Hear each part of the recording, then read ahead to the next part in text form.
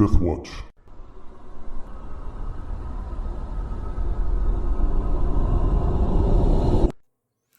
All right, so last time you guys were, well, I don't know about attacked, but your herd was definitely set upon by some raiders, and in the process of that, your mother was killed in the stampede, and you decided to seek revenge, and you had tracked them to a abandoned wagon where some vendor have been tied up and contained, and in the dark of night you set upon them, and you shot many arrows into their arms. And I believe that's where we are. Charnel had just gone around with Goldberg, I believe, and slit the throats of the remaining ones to ensure that they were dead. Yep. And that's where we stopped. I went around with her with a look of disbelief on my face. Well, I've never seen this side of my sister. Although in all fairness, I haven't really been yeah, you're not the too closest close family. with the family lately. So, there is a fairly large fire in the center of a semicircle of wagons that have been partially torn down to be used in the building of that bonfire. There are some horses that right now they're kind of skittish. We'll go with that. Kind of neighing and whatnot. And near them, tied up to the wagons, or tied up to each other, and then kind of also tied up to the wagons, is a group of vendor women and children. It is night. You want to execute these vendor too? They weren't a part of the raid on our family. They are also technically your guys' or Thunder Charger serfs, so they work for you guys. It's too late. She's already started. No. No, we'll let them loose and let's see. Our uncle is still with us. Mm-hmm.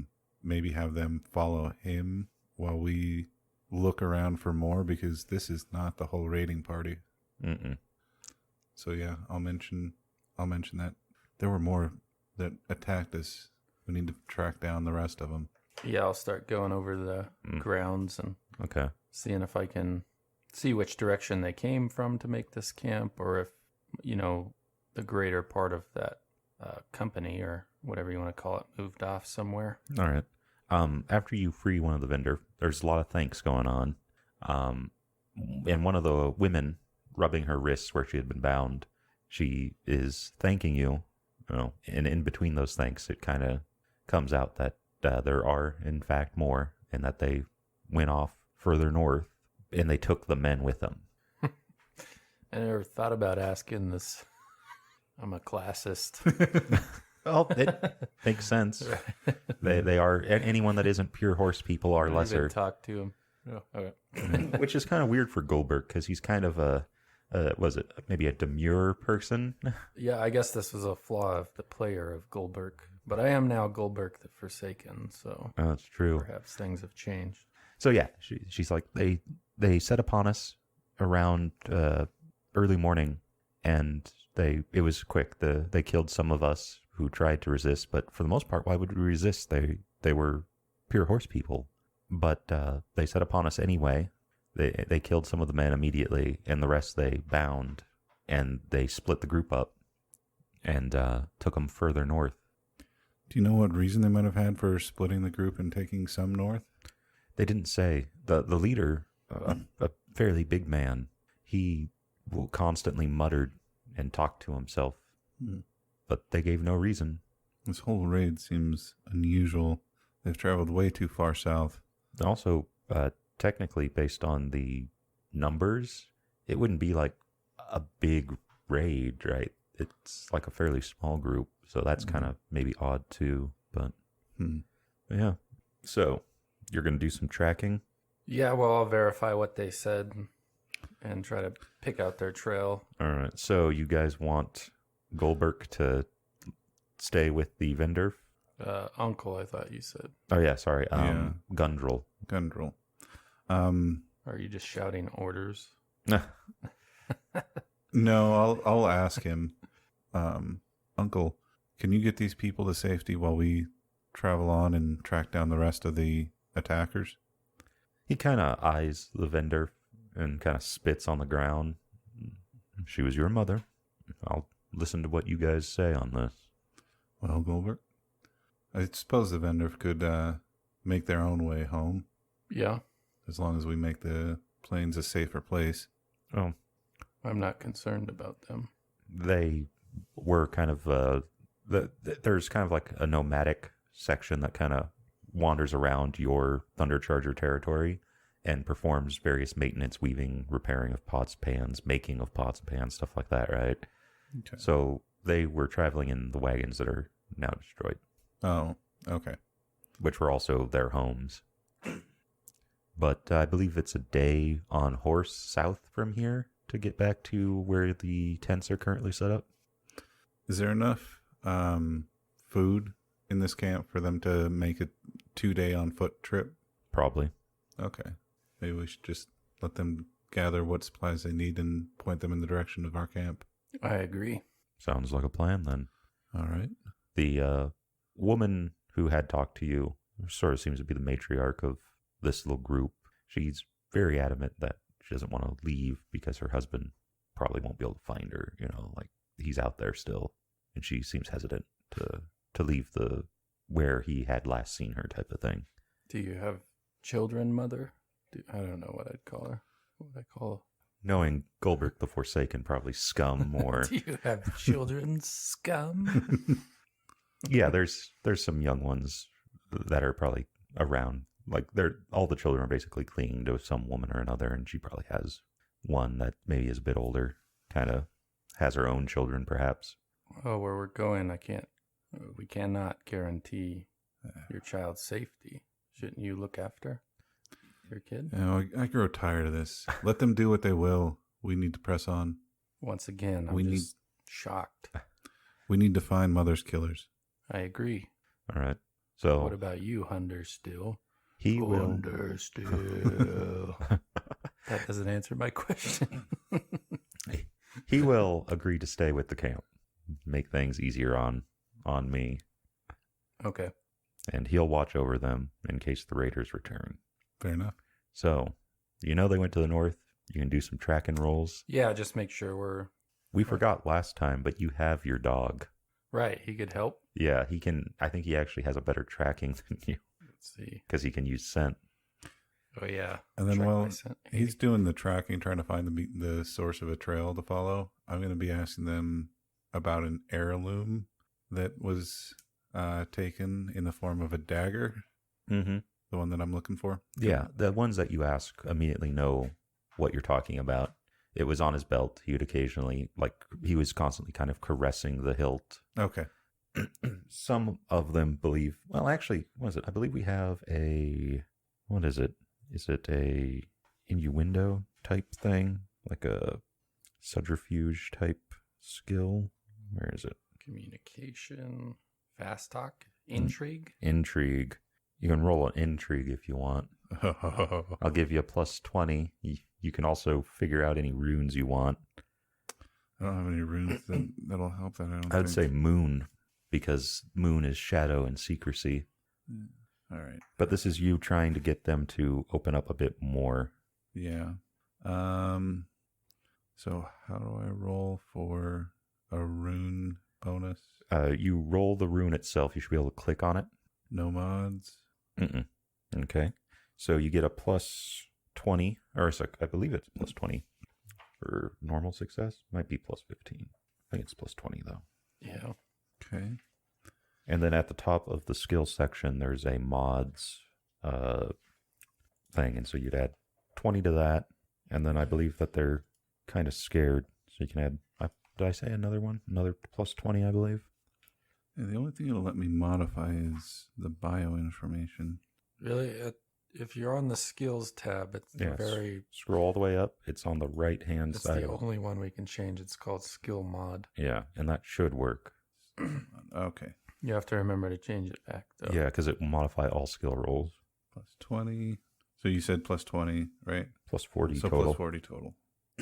Okay, special success. Nice. Nice. So one of these women kind of looks around, and she was kind of eavesdropping, for lack of a better word, and she approaches you, and she kind of slightly bows her head, and she's like, priestess, quietly, like real quiet. She doesn't want the others to hear. And she's talking to you on that. Okay, I'll turn and try to present the bearing of a priestess. Well, she's referring to you as your assistant shaman position. Okay. Is what, because all of the Cult of the Copes is made up of vendor. Very few. Okay, so she knows what I am. Okay. But she says that she saw the dagger that you question about, and it gave off an evil aura to her, but he spoke to it. Yeah. And then sometimes it spoke back. I've been tasked with retrieving it, and I've been prepared with methods to subdue this dark energy. So Thank the goddess. wish me luck in my journey, and hopefully we will retrieve it and take it out of the hands of these evil men. Thank you again, priestess. And she kind of takes her children and goes back into the kind of the crowd of vendor. And I'll try and make whatever, like subtle symbol. Yeah. Essentially cross. Yeah. Yeah. Like sometimes they have weird hand symbols. Get some hand jive going. Yeah. Oh no, you did the wrong ninjutsu. But yeah, she subtly makes the return gesture to you. All right, give me a tracking test. And if you want, you can aid your dog, kind of get him on the right trail, or you can have your dog aid you. Yeah, I think I'll. So to break it out of mechanics, I'll look around for the torn up earth of the passage of mounted men, and then I'll go on a ways until we find like some horse droppings, and then my dog can track for that, or something discarded wineskin or something like that. It's also dark, right? so torches, by firebrands, yeah. Okay, we'll do that. Is there any modifier to my roll then? I guess I want to aid him ultimately. Okay. For him, no. Okay. But I think in Torchlight you'd get a -5 for anything that's immediate around you. Okay. And that would be like a -5 for each X number of squares out from there. Let's do my roll. Ooh, I got a special. All right. So plus 30 to his. Mm-hmm. So what this does is it caps at 100 if it goes above 100. It's just that if they were attempting to hide their trail, they would get the minus in the difference of everything over 100. So should I just do the skill mod? Yeah, cap it at 100. Okay. Oh, it asks me for a mod. That's because it's an NPC one. How did I manage to do that? So the dog is confused. Hold fast. Wow. There's too much scent. The earth is turned up, but you can do it again at a -20. Is it a fumble? No. That was doomed to failure. So does that -20? Since I had a plus 30, do I? Should I start from there or start from the 100? Start. Because I would have 110%. Yeah, so it would just go down to 90. Okay. I was gonna say if that was a fumble, I could just now realize that You are forsaken indeed. that wasn't my dog. So just. Or you 10. gave it the key. It's one of the You're many. not hold fast. All right, so you got a success. So the churned earth and all the various coming and goings of these raiders had kind of confused him. He begins to follow an older trail at first, leading you west out of the camp, and you catch on to that immediately. You're like, no, they said north, this is the wrong trail, and so you bring him back around. Yep.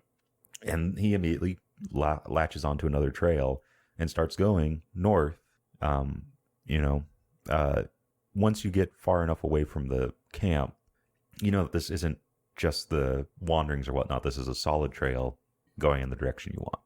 So you found it. Yeah, I'll just make sure he stays close to us. Okay. Oh. Yeah, you use him for tracking horses that get lost from the herd and whatnot. So he knows what to do. He might, try to herd some stuff here or there, but for the most part, he's a tracking dog. All right. So it's now, you guys begin your travel. It's fairly dark. The red light of I believe we're almost at a full moon now. Yeah.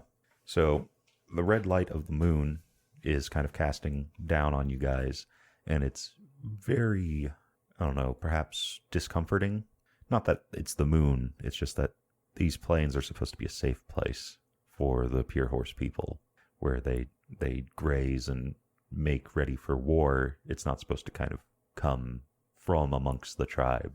And give me some scan checks for while you're journeying. 42 under 65. All right. You're focused on other stuff, Charnel. Yeah. You don't I always am. Yeah, you don't know what it means that he was speaking to the dagger, but it also spoke back, kind of thing. Maybe it's something to do with that. Maybe it's something to do with the fact that this was supposed to be brought to the priestess. Yeah, I'll be piecing a lot of that together. And especially the method that I'm supposed to transport it back has kind of put it into something where I'm a little bit wary of what exactly it is. Yeah. And that spell, I'm going to let you have some leeway on how it actually works. Like, you don't have to swallow this dagger like a sword swallower would, type of thing. It could be absorbed into your body some other way. But I'll let you think on that when the time comes for that. So, your dog is kind of following the path. He sort of is, it's a meandering path. It wasn't like a straight, hard charge north. It's like they're looking for something now, is what you're picking up. And with that scan, you see something. This is probably around maybe 2 a.m. So we're now into the next day, which means that the moon is actually becoming full overhead as you guys are traveling. Because lore time, for those who don't know, the moon goes through its entire cycle each week, and it is now full overhead. It's the goddess turning her face from the world and then turning back to look down upon it. And in the light of that red moon, maybe several hundred meters away, you see a dome that is darker than the rest of the land. And the dog seems to be heading towards that way. Well, I'll make a click or a whistle or something to get my dog to stop, and I'll get everybody to hold up and try to point it out to him. Do you see that, Charnel? I'm sorry, what? See what? In the fold of the land over there. It's like just a another dome hill? structure. How can you tell that's not just another hill? I'm just looking at it. Look right at it. There are some tops of trees poking out from it, and that camouflages it from you for a bit. But once you actually start looking at it, where light should be filtering through, it's not. All right. So after staring at it for a few seconds, I'm like, okay, I see it now. You think that's where they are? Well, that's where the trail's going. Holdfast has the scent, and he was heading that way before I stopped him. What do you think, Uncle? It's definitely magic. I don't know what purpose. Well, we could try to get closer. I don't know how I feel about magic, generally speaking. Well, it's everywhere. It's kind of Oh, hard yeah, to that's right. avoid They're it. really high magic, Yeah. and I have some of my own things. It's just a simple illusion, but it does mean that they're probably a bit cautious right now. We may want to be wary of sentinels. If you guys want, you can give me some cult lore or maybe even the appropriate rune, which would probably be darkness runes, to see if you maybe can discern what this is. Well, I'll see if anything comes up from my cult lore. Okay. Yeah, I don't think my cult lore's going to be much help. No, I've never heard anything like it, Charnel. Well, you've heard of various types of magic, but Right. can't really Not pinpoint this it. specific one. Yeah. No, is that against? Okay, that's your cult lore. All right. Yeah. So same with you. You know several different spells that this could be. But I don't know the exact one. Yeah. I've heard of spells like this, but I'm afraid I don't know the particulars of it. Well, we either circle around and look at it from a different angle, or we just keep going. I'm afraid I'll have to... I could try to get up close to it, maybe. Report back. I'll defer to your expertise in these matters. I'm afraid I... Some good old stealth, Travis. Yeah, we'll see. I'm not good at it. Okay. We could ask Uncle. He's a veteran. You can't send the NPC off to do the PC work. Also, he's a heavy cavalry. Yeah. He's not stealthy. He charges. Well, that would give us the distraction we need. Yeah, that would be a thing. Just have him ride right through the middle of their encampment. So, Travis, it being night, if you leave the torch at with your sister and uncle, you the more important of the two would be moving quietly. So you can use your hide to attempt to augment your move quietly, or you could just roll your move quiet. Well, I'll just roll move quiet because if I fail the hide, it'd be a -20, and I have a pretty good chance of failing it. You could also call on your god. Well, I have A bad track record of that. I'm going to go for it because I did spend the entire daytime period not eating or drinking.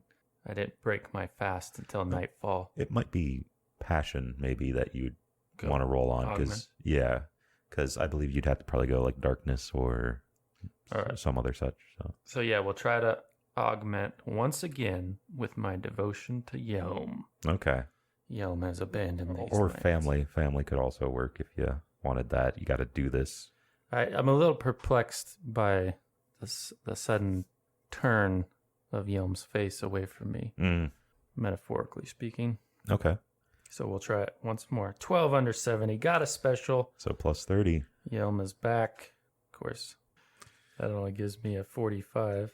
You had failed to protect your family, and now you're about to avenge them, so he's back. So move quietly. Okay.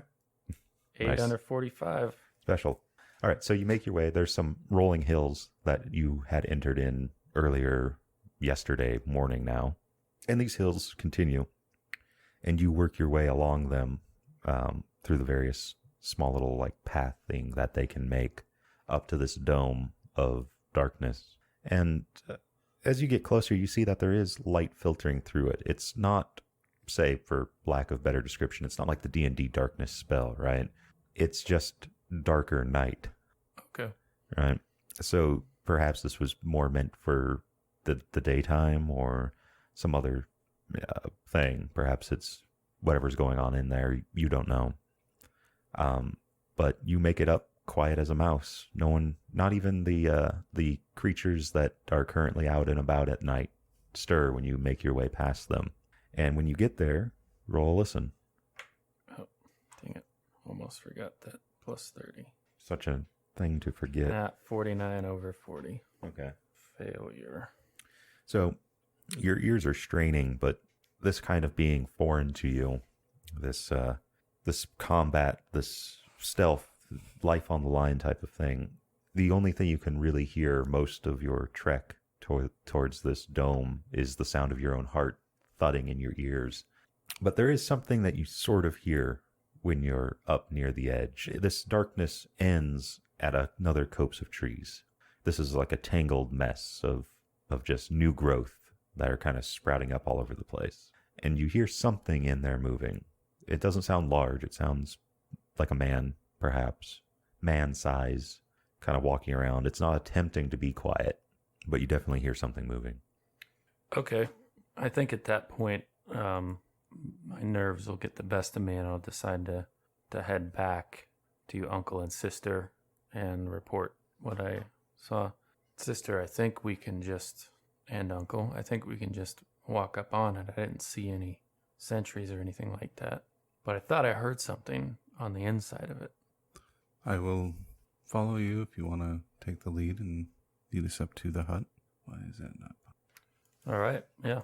I'll get Holdfast back on the trail to make sure that it does indeed go all the way up to this dome, and with these two in tow. All right. So yeah, Holdfast has been eager to get back on the trail. And so when you let him loose, he eagerly kind of lets out a quiet bark and takes off, going directly towards that dome of shadow, as you figured he would.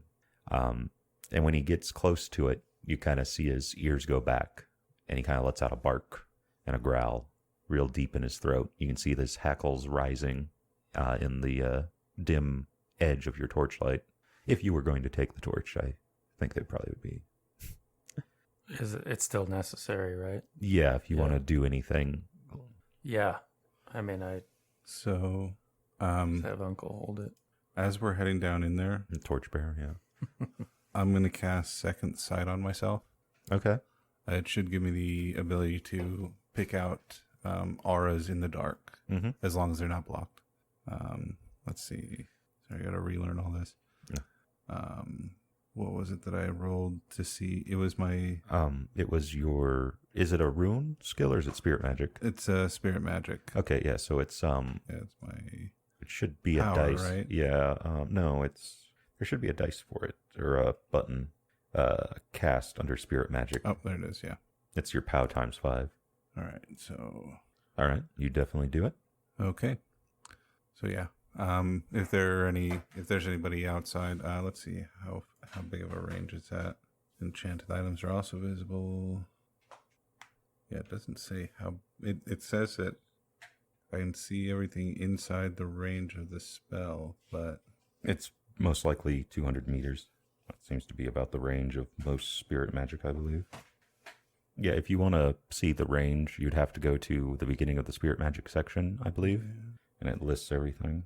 So, like, second sight will last for 2 minutes, because I believe that's how long all spirit magic lasts, unless otherwise specified. yeah, 2 minutes range. No. Did you find it? Well, there's a ranged part right there, but but I think that's for attacking at a distance. Yeah. Well, then it would most likely just be based on sight, if you can see it. It says ranged temporal passive. We could just go with the 50 meters that it has for ranged. Oh, man, I was way off on those, huh? Yeah. Okay. But it is for 2 minutes. But 50 meters is about 150 feet, so that's Yeah. a decent. It's probably farther than you can see in the dark by torchlight, so... All right. Well, it should allow me to see them even in perfect darkness, so... Mhm. All right, so are you guys sneaking, or well, your dog did bark, so... Yeah. Well, my thought was we could get closer, so I'll stop, I suppose, when the dog barks and try to click him, or silence him, but I wasn't sneaking at that point. Okay. I felt it was safe to move closer. All right. So, let's see. We'll say you're maybe about 10 meters at this point, kind of hiding behind the start of a slope of a hill, maybe behind some bushes or tall grass or something. If you guys want, you can do some listens.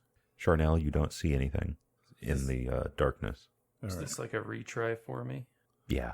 Listen. Boom. That is a fumble. That's 299s tonight. Those are some I've also incredible... gotten a couple of specials too, so I guess I'm... I don't think I have a fumble chart for listens. Let's see. I guess we could do something based on... Roll a D100 for me, Travis. 5. He's not Travis. He's Goldberg, the Forsaken. So that's not a bad one on the good old fumble list. So I'm going to say that you hear something coming from the other side of the hill. You're not sure what, and it was only for a second, but you're sure that there's something on the other side of the hill.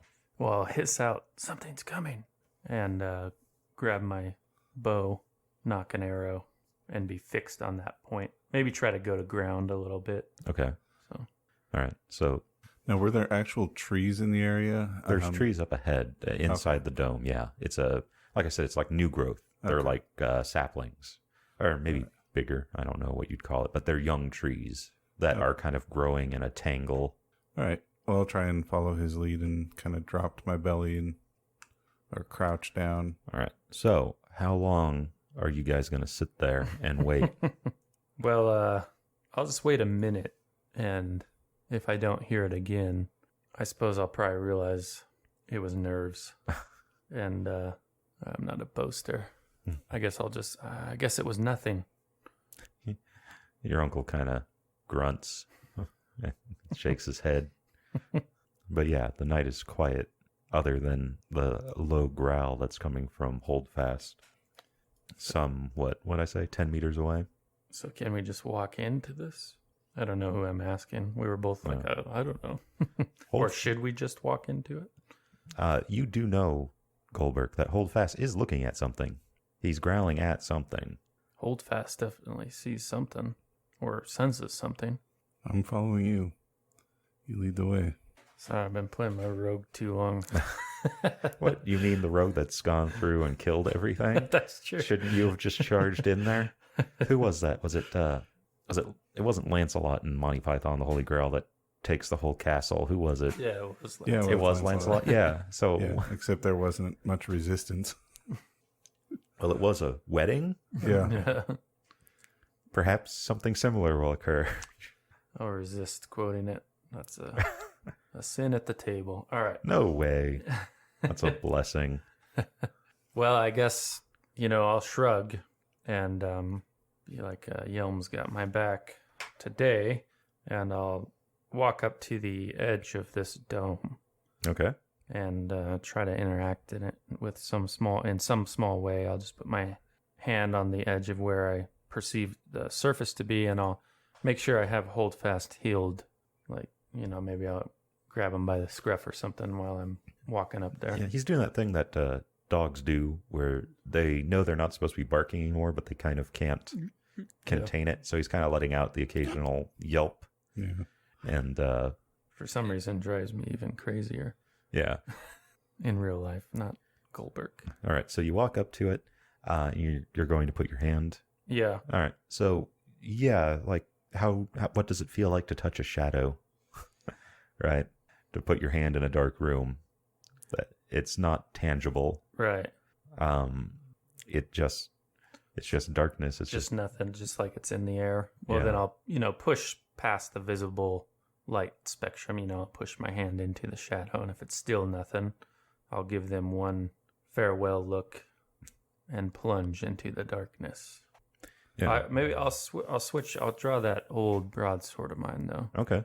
Figure a short bow's or the self bow's not going to do real great in here.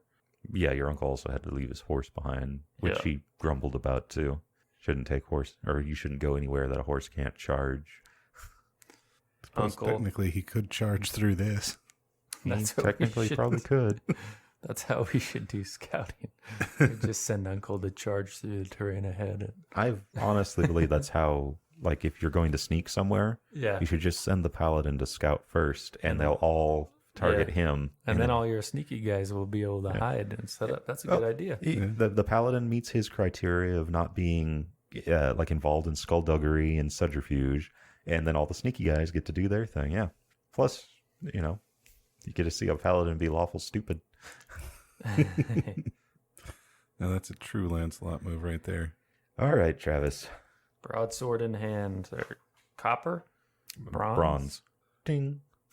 All right, so you're about to step in when you hear something kind of scrape against a tree, and then, all right, where are we going to give them? I'm going to need strike ranks from you guys. Right now, there's nothing that you can see, Charnel. Okay. So you could do something like I'm going to ready a spell and delay till I see something type of thing. So let's see. Fresh. Unfortunately, he was waiting for you, so he's actually going a bit sooner than that. I should have put on coordination. So I guess after he charges through, I'll be He's not quite in yet. okay. He'd be about up to his elbow. Okay. Then I'm still waiting. Okay. Still put yourself on the tracker. You know that he has said that hold fast has seen, or not seen, but is Census, keying on yeah. something. All right. So how did I put myself on the tracker again? there's a little clock. So like if you're going to cast a spell, Make sure you have your token selected.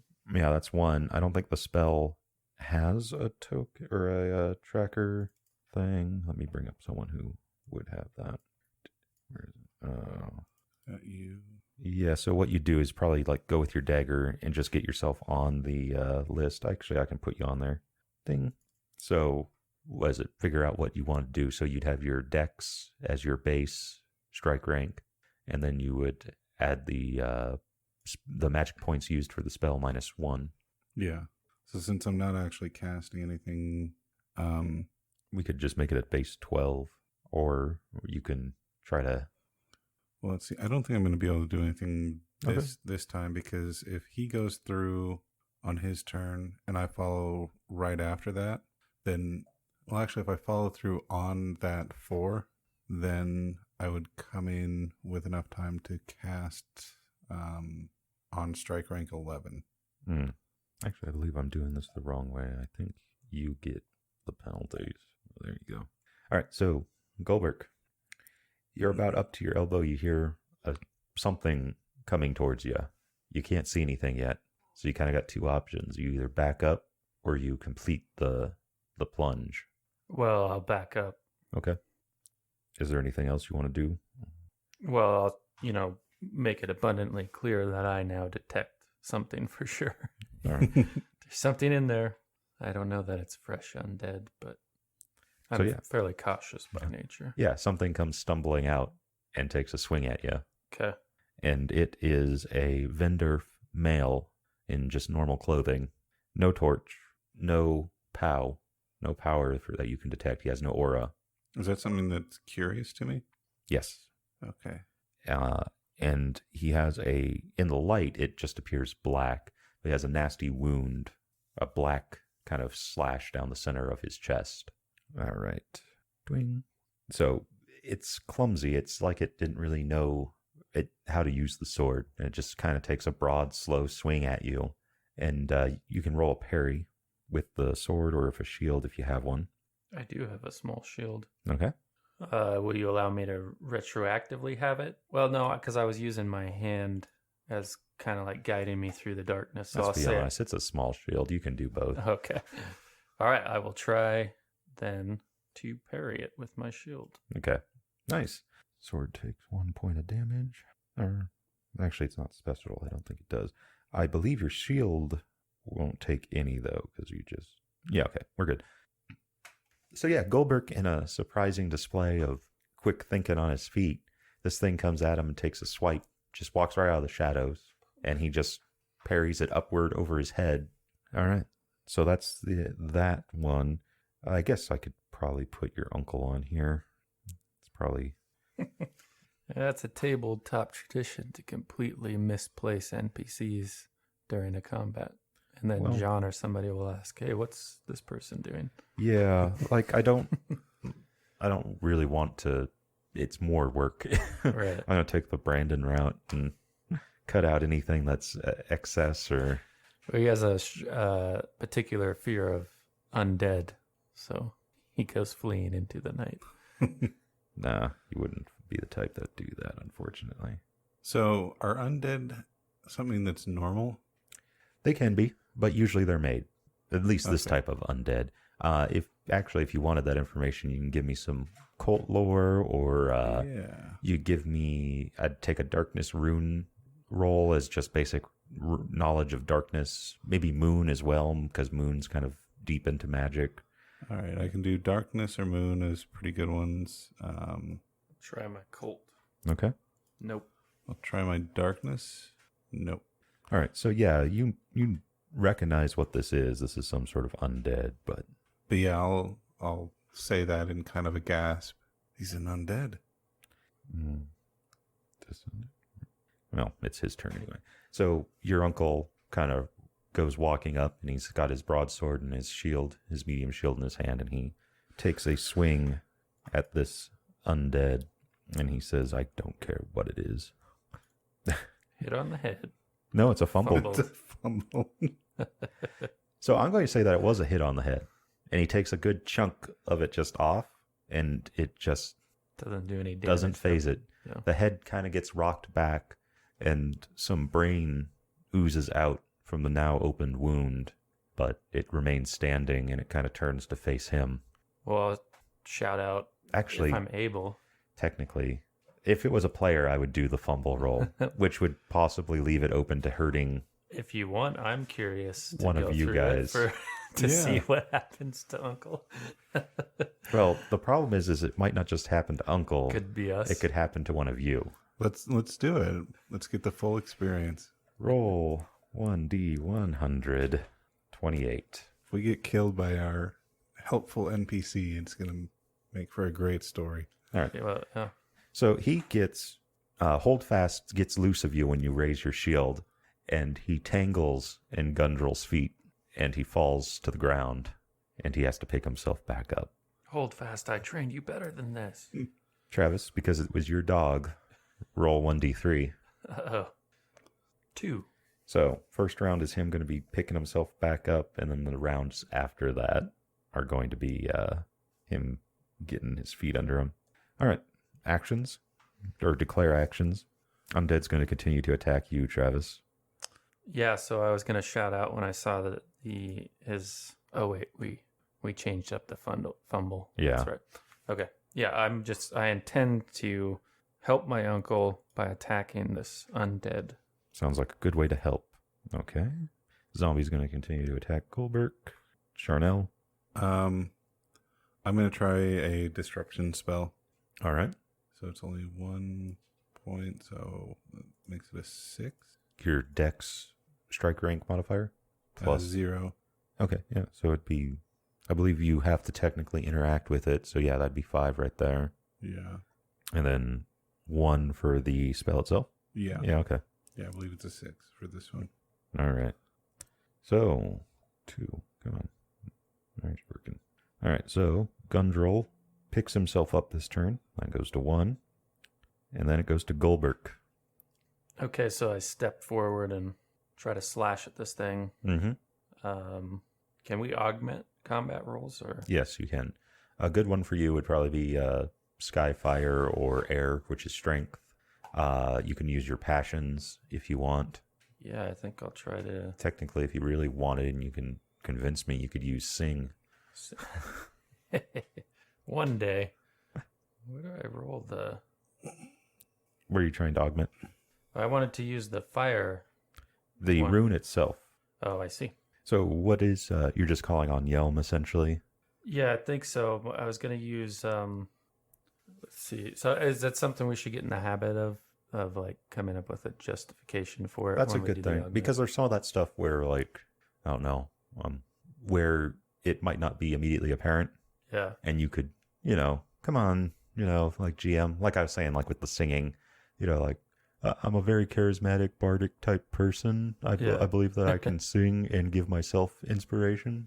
That would be like an okay. So, well, my thought is I'm feeling empowered because we're fighting it in the torchlight. That may have actually guttered out now that I think about it because Uncle was carrying it. there are rules for that. We should. I think I might have even put them. So yeah, keep going. Yeah. So because we're fighting this thing in the torchlight, I feel like I have an advantage against it. A little bit of false confidence that it's not in the shadowy area that it was. Okay. So with augmentations, they last as long as the game master says they do. Usually it's an encounter, but I'm going to say that, whether this is your sword, for the remainder of this encounter, not this one fight, but until whatever is done here, you'll get that plus 20% on your sword rolls. Remember to check your rune, because that succeeded. Okay. All right, and... here's the broadsword roll. All right. Hit on head for 2 damage. What a sad roll. A 1. Head. So yeah, it's not wearing a helmet, and it takes 2 damage. Your sword... Actually, you want to describe it, or do you want me to... Yeah, I wasn't... So I figure I know, like, the basic, slash... stab, so I'm starting with like an overhead slash, and it just sort of, I guess, basically how you described Uncle's first hit, just with less damage. Well, the first hit that happened in an alternate timeline, right? Yeah, I was going to ask you, what is this? Does this look like one of the, what are they called again? Vendorf. Yes, Yes, this is a Vendorf. Okay. Well, And I said he was wearing just standard Vendorf stuff. You know that this is in fact a Thundercharger Vendorf. He's not quite allowed to put like markings of Yelm. He's not allowed to belong to that cult here, but he does have Thundercharger signia. All right, yeah, so it just kind of scalps one side here, maybe dents up the skull a little bit. Let's see. A torch is visible for 100 meters, or hundreds of meters. If dropped, the torch goes out when the Game Master rolls a 96 or a 100. So, good old Uncle, roll 1d 100. It doesn't go out. But I will start rolling to see if it catches the plain area on fire. All right. So, yeah, you scalp that undead And like I described for the non-existent attack by Gundrel, the head kind of rocks to one side. You feel the imperfections that in the formation of the skull when it's forming just slide against the blade. Kind of sends a shiver up your arm. Up my arm, yeah. But the vendor seems unfazed. Charnel? All right, so Disruption. my disruption's going to go off. I believe you have a 90-something% chance, right? I believe so. Yeah. Yep. So then that's On the resistance table, too, I believe. Oh, yeah, go for it. so it's 1d3. 2 location. Yeah. So that's 1 damage, and then You should have a location ability. Where is it? Below passions on the main page. It should go into hit points, and then you have dodge, fumble. Oh, there is a fumble thing. And then there's okay, hit location. It's a human, right? yeah, D120. Pop. to the abdomen. So I believe yours was close to like Adina's rend, is how you were describing it, right? Or kind of just closer to Manifold. Yeah. Or just sends in dark. Yeah, it's more of like a dark disruptive energy that just causes pain and disrupts the natural flow of the body. All right. Oh. Yeah, so because his chest is sort of semi-opened all the way down to his, like right above the groin almost, you kind of hear something kind of like sizzling and popping inside his gut. Okay. But again, unfazed. Gundrel, he started to stand up, so now we go to declaration. Oh, I was like, no, it's zombie time, right? Yeah. Yeah. All right, Goldberg. The zombie, unfazed by your guys' attacks, takes his aim at you, Perry. You don't know if it's your training that you've received for just a small fraction of your life or whatnot, or if you're just getting lucky tonight, but his attacks are slow and telegraphed, and while you kind of miss the parry on that one, you're still able to dodge it, right? It was a wide swing. And now we go into declaration. So what would you say it is to pick up the torch? It's 5 strike ranks. Okay. So then I just Yeah, so you would mine to 11 from where I was. No, it would be your size and dex strike rank modifier plus 5. Yeah. Oh, so it's just plain 5? Well, you should have a size one. Let me see what you got here. Because you're small, and that usually means that you have a plus 2 the size one. Okay. Okay, so your dex strike modifier is 3. Okay, so it's not this. Okay, I'm starting to be able to read this. Yeah, and then your size is 2, so your base is 5. Okay. Okay, so picking it up would put me at 10. Mm-hmm. Okay. Travis? I don't seem to be hurting it. Let's try to hobble it, Uncle. As he's standing up and he's like, Stupid dog. So I guess I'll try an aimed blow. Okay.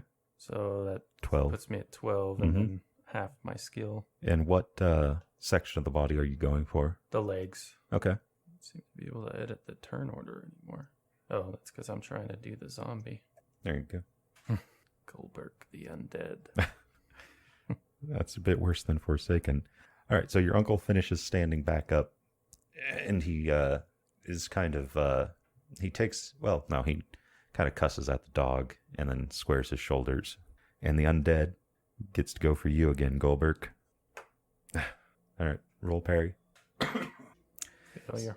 Charnel, you've seen people fight, various training and sparring. And, you've watched your brother from when he was not this brother, but Understill.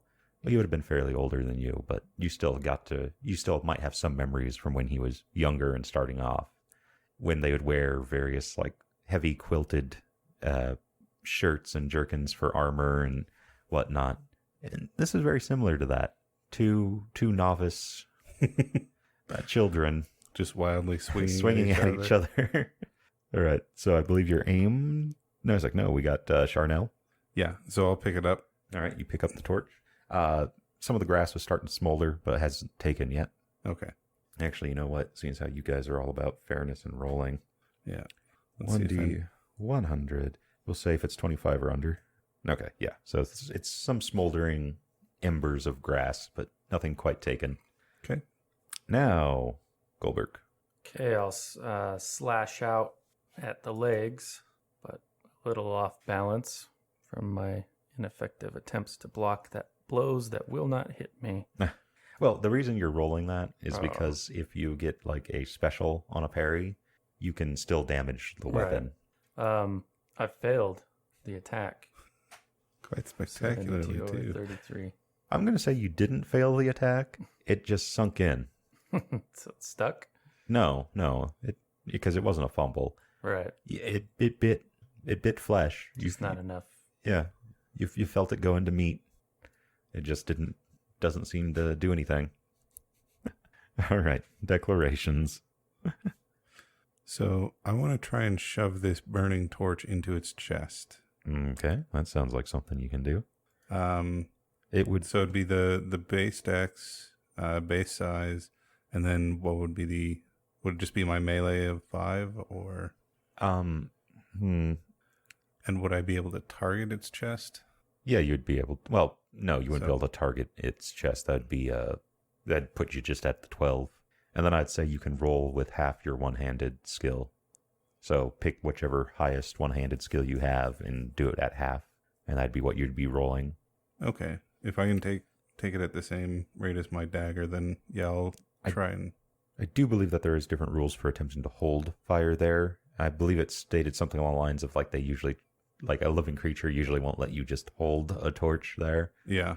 So if that would be what I'm saying is for more of an attack, you're going to attack with the torch essentially and drive it into said zombie chest. Yeah, that's kind of the hope. Sounds about right. Yeah. Okay. So I'll put that at 12. Hey, bro, why are you going at 12 too? All right. Gundrel goes at a 10. He's going to attack the zombie or the fresh undead twice. All right. So it's our undead. Go for that parry. So more of this flailing, but at the very least, no one seems to be getting hurt. It's like watching two little kids swing swords, Yeah. trying to hit each other's swords, but missing. Wooden LARP swords. in the park. Yeah. Lightning bolt. All right. So You got your Gundrel. heads turned away from each other, so you're just blindly swinging. So Gundrel's the next one. He moves up and he attacks. We'll go. All right.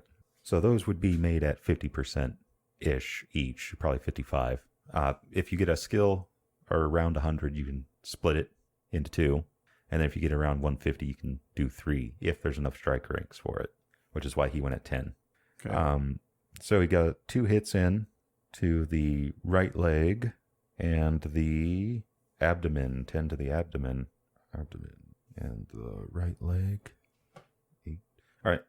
So on the first attack, he takes this thing's leg off at about the knee, and it topples over. And as it's toppling, or once it's toppled, he drives his sword into it through the abdomen, and you can hear it go through the abdomen and into the dirt, into the ground beneath or underneath. The thing's still moving. It doesn't cry out, doesn't get phased, and it's not dead again. And so that takes us to Would that make it a re-dead? Goldberg. I'm out here if that's the case. Well, I had intended to hack at the leg again. Do I just start hacking at it? Well, you have a 12. You got aimed shot. You can go you can change the target, I'm going to say. All right, yeah, I'll just try to go for one of its arms. So here's that roll. Success! All right. 3 damage. To the chest? Or no, to the arm. Which arm? Left arm? That's our left arm. That's our go-to? Yeah. It's the Stone Hoof special. the signature. All right. Naming. You take a good chunk out of this, and it just kind of, does that thing that real deep cuts kind of do, where it's sort of there for a second, looks like it's unhurt, and then it just opens up. Gross. Declarations? Do I get to try and... Oh, yeah, go for it. Sorry. Now I do... You said one-handed weapon at half? Mm-hmm. And any weapon? It would, most likely whichever one's your highest. Yeah. I believe it's dagger for you. Yeah. Is there a way that I can cut it in half before I roll? No. You'd have to go up to the skill mod and figure out half and minus that. All right. Actually, before I do that, I'm going to use one of my passions. Okay. We're going to do family. All right. Okay. So plus 30 to that. That will last. And is that going to take place before or after I half? Before. Before? Okay, so it's plus 15. No, it's still plus 30. The special would just be added onto the skill before, so you'd be like, what is it? Yeah. 70, So 105 or something? So it'd take me up to 100 and then drop that down to 50 after. Okay, so... nope. So Charnel runs up and attempts to hold the torch to this thing, but kind of gets jostled. It's kind of writhing, lashing out with the sword, and you and Gundrel are up there kind of hacking away at it or keeping it pinned. All right, now declarations. I'll go for a more general hacking of the fallen enemy. Hackening. The hackening. Or it's got a fair amount of hair, huh? Mm-hmm. By the image. Maybe I'll light its head on fire with magic. Do you have fire magic? I have ignite. It can... Hair or fur may be lit on fire, but the target's POW must be overcome. Well, it's easy for this thing. It doesn't have any. Uh-huh. Well, it fits with my augmentation, because I'm calling on the fire element. So, yeah, I'll try and jam this torch into its chest again. All right, so another 12. What is it for magic? It is your base dex strike rank plus the power points for the spell -1. And then, most likely, because you have a sword and shield out, you're going to have to do an additional 5 to ready a hand and get a Foki out. So the power points magic points, sorry. It says 1 point on the spell description, so would it just be 1 to the rank? I don't even think it would be that. I think you're good on it. Okay. Yeah, because I think it's the rank of the PowerPoints -1. Mm-hmm. So if it's 2 or more, then it adds to it. Yeah. Okay, so I think I should be at a 7 then. Let me double check you. I thought my dex was 2 plus 5 for the... Okay. And then I'm not adding anything for the magic points. Okay, yeah. I believe you. If I find out otherwise, I'll just extort extra luck or sanity out of you. All right, so Goldberg. All right, so I haven't gone through the spell casting part. Is there a roll involved? Mm-hmm. This is a roll to cast, and it should be right above the spirit magic. That's what you're using, right? Spirit combat? No. Spirit magic. That's spirit magic. Then there's a cast next to it, and it should be your POW times 5, which it is. Okay. All right, so you got it? Got a special. You did. So yeah, just I guess the hair is on fire. I guess I can read the description. So it just ignites anything normally burnable. It creates a small fire. It says skin specifically cannot be ignited, capital I, so you can't use the spell to ignite it, but hair or fur may be. So I suppose what happens at that point is GM fiat. Yeah. Or if they have fire rules. They do. They have lots of fire rules. Don't go thinking you can just jump over a campfire in this game. There goes your abdomen and legs. So that concern about setting the grassland on fire, I just totally threw. I'm going to start editing my document about Goldberg. It says he is helpful, careful. Oh, careful's gone. So, yeah. You concentrate. You focus on whatever rune or Foki that you use for casting Ignite.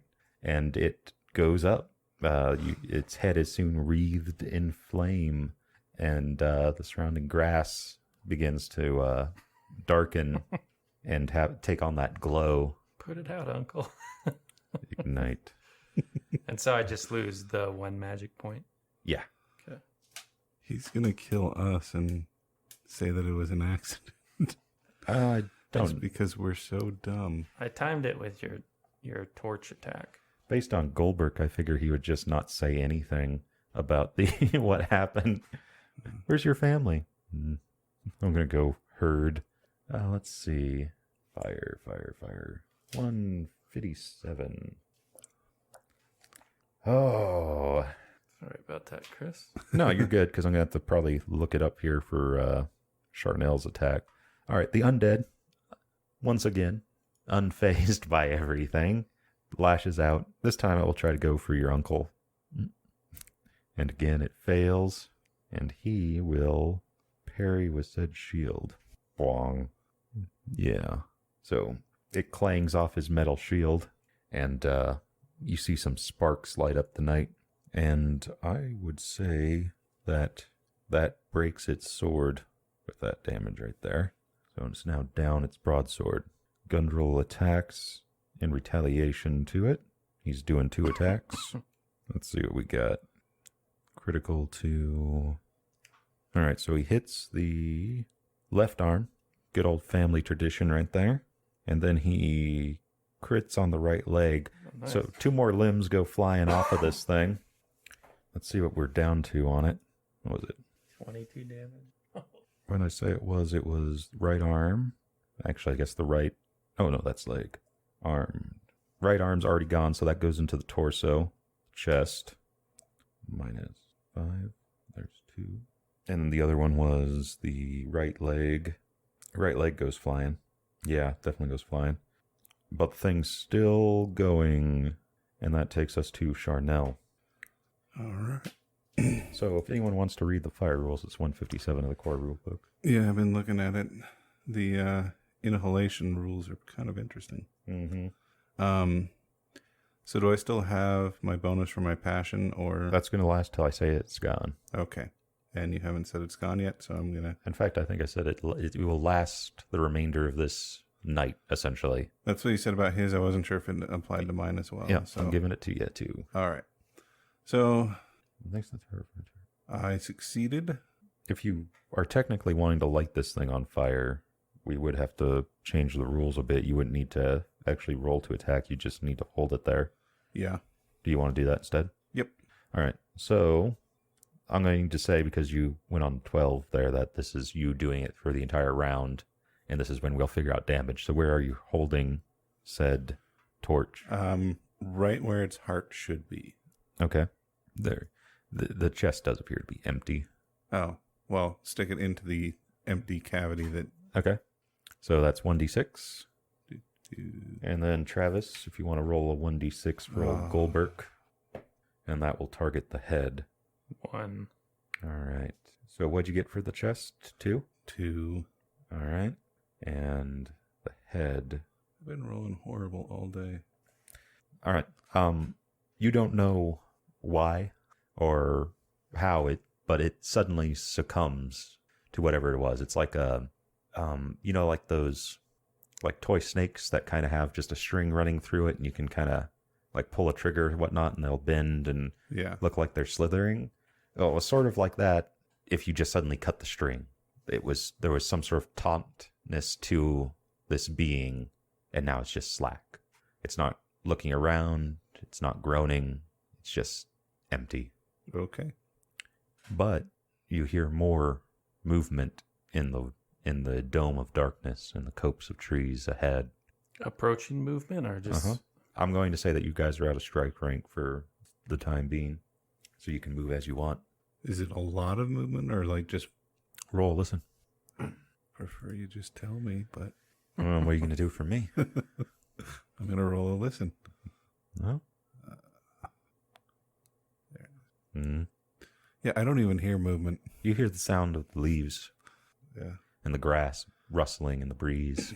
And the singeing of flesh as you also hear the sound of the crackling fire that is now beginning to spread to the grass. Goldberg? Well, I'll have intended to go try to stamp out the fire that I helped ignite so that the grasslands didn't catch on fire. Yeah, that's what I'll do. All right. Let's see. Do they have rules for how fast a fire grows? As long as Adina's not helping, then it should be reasonable. That's what you think, but I've seen how fast a desert can go up. Yeah, that's true. Yeah. Placement. Seen how fast a contingent of white cloaks can go up, too. I believe I have to roll to see if it spreads. Put out a fire by dousing it with water or smothering it. Roll the fire damage for each. First roll the fire That's damage. for on a person. Yeah. So give me just a 1d100. We'll just ad-lib it. 25% chance that it spread. Got it. So the fire is quickly spreading from this crown of flame that is now on the deceased again zombie's head. And so you'd have to make 2 attempts to put out this fire. It would be one on the zombie's head and then another in the actual grass plane. So you can go do that if you want. Yeah, I'll call for help, and I figure hope isn't lost quite yet, and I'll keep trying to put it out. Here's my second attempt. All right. Sounding measure, putting out a fire. First roll, hit location. It says roll 1d6 for extinguishing. So you roll like the fire damage first, and then my extinguish attempt has to eclipse yours or something? Yeah, I'm going to roll 1d6, and then you roll 1d6. If I win, the fire stays. If you win. I got a 5. All right. So which part was it? The zombie or the expanded? The expanding part. Okay, so yeah, you put that out. Oh. You stomp it out real quick. Give me another percentile. All right. The fire remains concentrated on the zombie's head. Let's Starting to smell like bacon. give me a 1d6 roll, Travis. How'd you get a 0, Goldberg? I don't know. All right. So, and then you quickly smother the fire that was on the zombie or the undead's head. And now you're left with just the torchlight that Charnel holds. Yeah, I'll say I think there's more coming out of that dome. I don't like fighting these. Do you want to roll this and to see how many more you can figure? Sure. No, just missed it. Yeah, you can hear them, but it's kind of an odd mix of leaves and grass rustling too. Well, just one is the greatest fight that Goldberg's ever been in. Couldn't imagine more. Yeah, it's not easy when you can't shoot the arms off of your opponents before you get close. The trick is not to aim. Try that with your broadsword. We do it by instinct. Yeah, so I'm cautioning Charnel and Uncle to retreat, but I'll defer. These things seem clumsy. You think we can hold them? I don't know how many there are, but Haven't you ever seen Night of the Living Dead? Just walk right past them. Well, we could try it, Uncle. He can't hear how many are in there either. So yeah, he's kind of looking that way, kind of listening. He's like, could be a couple, could be a whole handful. I don't think they could really hurt us, but grouped up like that. It's your mother. I'll follow you guys. That's true. All right, let's keep on. You okay with that, Charnel? Or are you busy sawing ahead of the... No, I've probably still got the torch in his chest cavity. Quit lighting them on fire. I just put out the fire. Yeah, so I'll head back towards the dome and maybe I'll take that torch from you this time. Are you just kind of slack-jawed, just like watching the flames so slowly curl up around? It's probably like watching that bully kid, fry ants with a magnifying glass. There's like a sick kind of bit of pleasure in it. Not everyone that did that was a bully. No, it's the look in the eye that made it disturbing. I don't know. I just felt it kind of hit close to home, Justin. That was one of my favorite pastimes as a kid. Did you have that look in your eye when you were doing it? I wasn't looking in a mirror when I was doing it. I'll have to ask your sister. Well, she couldn't see because of the black eyes I gave her. So then you probably did have that look. I'm joking. I've never hit Brittany. All right. Can I have the torch, sister? Yeah. After I give him the torch, I'll pull out my dagger. Okay. Because that was my defense. And I'll press into the dome. All right. Not to mention you were the one that lit the grassland on fire. Gundrel will be right beside you when you enter, his sword and medium shield at the ready. See. All right. All right. So once in there, the sound doesn't change. Sound doesn't change when you enter this dome, but you find that it is essentially just like outside the dome. It's just darker night. Okay. And so the torchlight works within this dome normally. And through the trees, kind of working their way towards you, you start to sort of see shadowy shapes kind of making their way. You see a couple trip over something, and they just sort of lay there for a bit, and then kind of start standing back up. They're a little ways away. They're on the edge of the torchlight. Let's see if we can skirt around them. How many are there?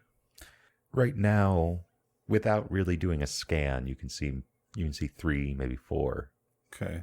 Well, if there's no obvious opening, then I'll just pick one direction, sort of circling on the edge. And if necessary, I'll get ready to like push one back. All right. With my shield, do a knockback. So I guess what I'll say is we'll do a simple real strike rate thing. You're going to move and attack something that gets in your way. Yeah. So like push it with the shield, do the knockback. If you move over half your squares, you can't do an attack. But I don't really care because I don't think we're going to be trying to enter combat again. Okay. At least from what you guys are saying. If they corner you, we will.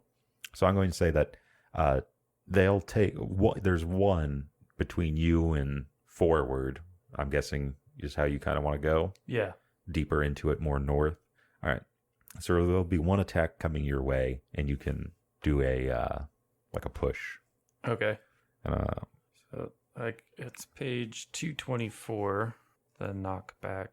So I can use shield, weapon, or part of my body. If successful, you need the resistance table. Okay. I guess we can see if it will even be successful first. Yeah, go for it. I'll use my shield,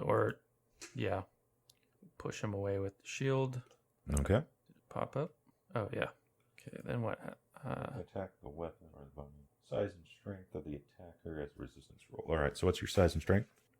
Strength 9, size 13. Whoa, I'm chonky.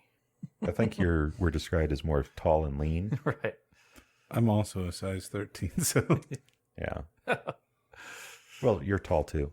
You're just more petite than... like 13 really ain't that big. I think like 9 is just low. Let's see, what is like Gundrel? Because like he was meant to be big. Size 19. All right, so what was it? It was what was your total? Total would be 22. All right. 1d3 meters. That's like almost 10 feet at max. That's quite a knockback. Goldberg push. Power up. I haven't been able to use that ring in a long time. You still have it. It's like fully charged too. It's not fully charged. It has no charges. I haven't been able to get back with any of the money we've got. Oh yeah. Because I knew that you had refilled it. I put 2 charges on it. That's all the coinage we had because we hadn't really been saving it prior to that. Yeah, that's right. We were just kind of thrown away. Which I'm actually impressed that we didn't metagame that it could be valuable in the future. Well, I feel like I was coerced. A little bit. There was some talk at the table about us not really being into currency, and then Brandon confirming it, and it flew in the face of everything I know as a D&D player. Yeah. All right. So it kind of gets staggered, but it doesn't really fall down. Is it just the knockback a few meters, or did it succeed? So a special success would have knocked it down.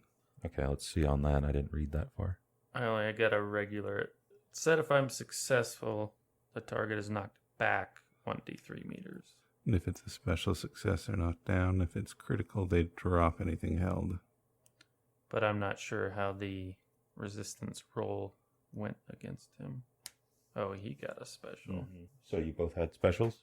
No, I just had a regular. Okay. Yeah. It's I'm going to say you succeed in distracting it, but it just kind of So it also says if I'm not successful, I have to make a dex by 5 or fall myself. Well, you succeeded in your attempt. You just It's just that it resisted. Okay. Now that could be wrong, but those rules read like grapple rules. So. The first and last knockback. So yeah, like I'm going to say you interrupt its attack, and it just kind of stands there, kind of as you go running by, torch held high. Okay.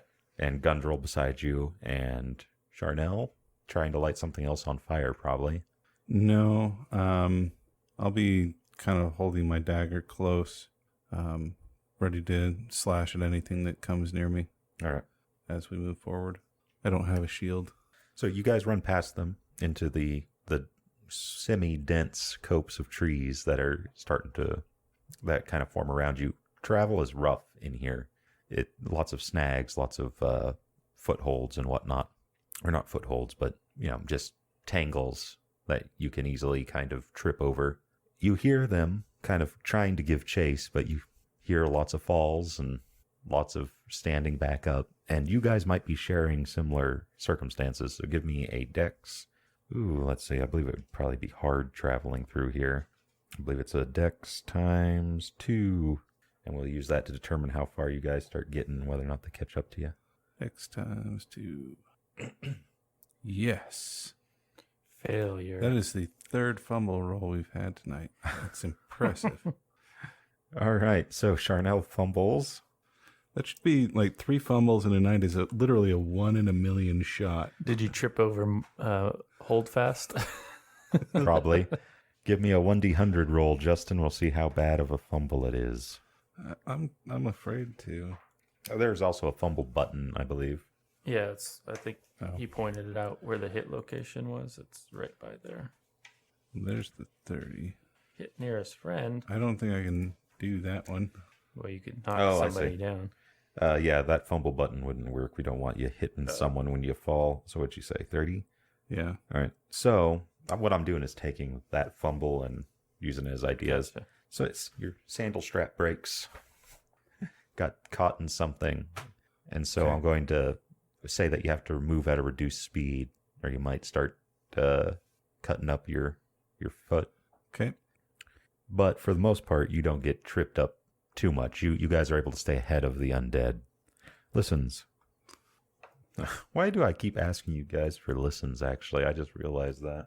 Also, you could roll a track for hold fast if you want. Yeah. I keep trying to give you guys skill ups. Oh my goodness. That's not a fumble, but yeah. You minus 20 from that. 97, You 98. can attempt it again if you want. Yeah, might as well. There's your fumble. There's a fourth fumble. All right. Roll was 1d100 for me. Hold fast. Thank you. I'm not so sure these are random dice anymore. You got a 2. High, low, high, low. Let's see. I'm going to say that he just kind of is very unnerved by all the... So he's just kind of unable to really focus. Like he'll start sword tracking, his ears will perk up, he'll look back towards where a undead might be, or off to the left or right where you are hearing more emotion, and he'll just kind of growl, and you have to, no, hold fast, back on track. You can attempt if you want again, or I will let you attempt a track. Yeah, if he's out of commission, I'll try to track. Do I have to take any minuses? No. Fail. If you want, you can minus 20 from that and try again. 50-50. You might be getting to the point where maybe a passion or Well, let's see. What can I come up with here? If we get one more fumble, we're like pushing, like winning the lottery territory. Time to as go. far as odds. Time to go buy some tickets, huh? Yeah. Let's see. Listen. Oh, man. Okay. Did you do your roll? I was seeing if there was any way passions. I could augment it, but there's nothing that's coming to mind. So Okay. we'll just go with. Sorry, where was I at now? Track minus 20? Yeah, so you'd be at 50. 50-50. All right. Roll a 1d6. All right. So the ground is a tangled mess of sproutlings and just grass and various twigs and sticks. This is untended land, right?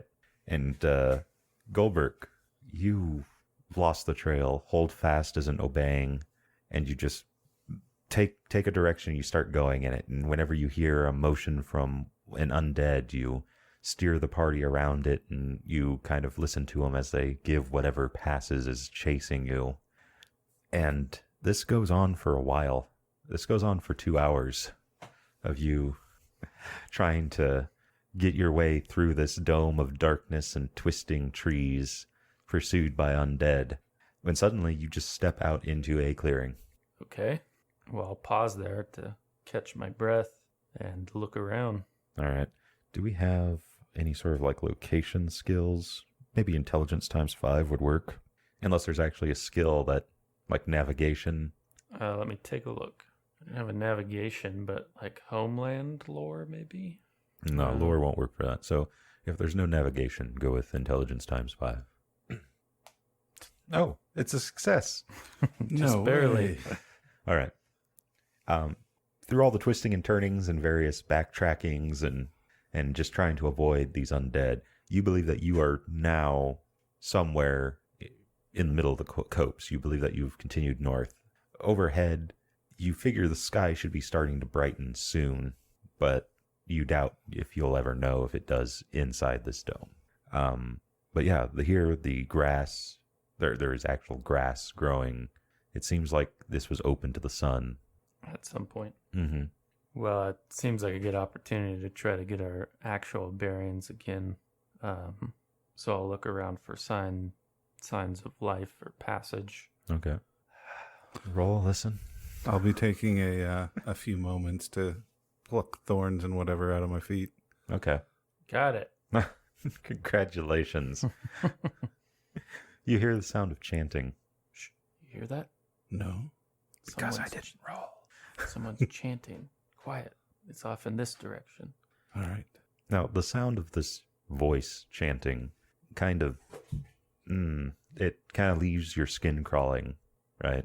It's in a different language, which is common because many cults speak a special language that is kind of linked or to the god that they worship, right?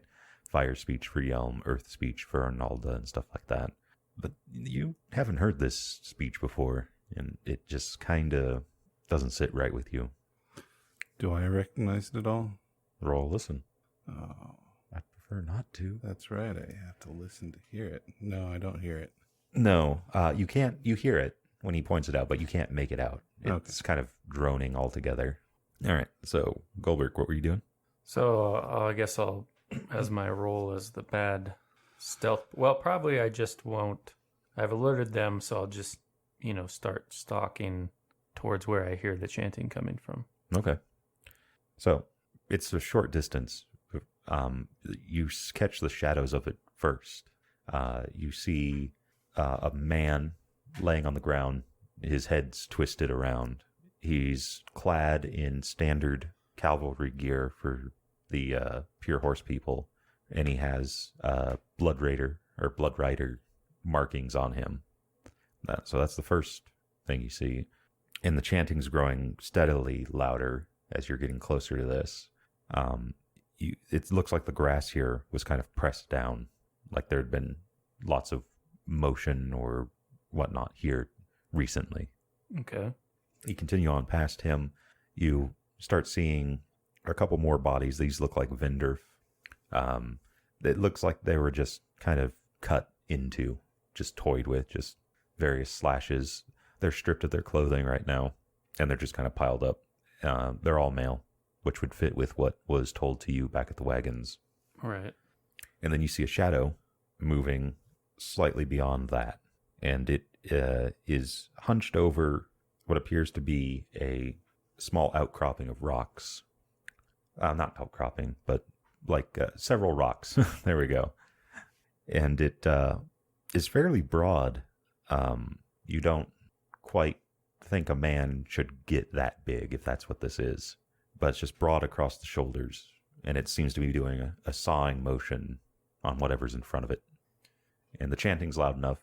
You recognize chaos speech, which is the language of demons, now that you're close enough to it. Okay.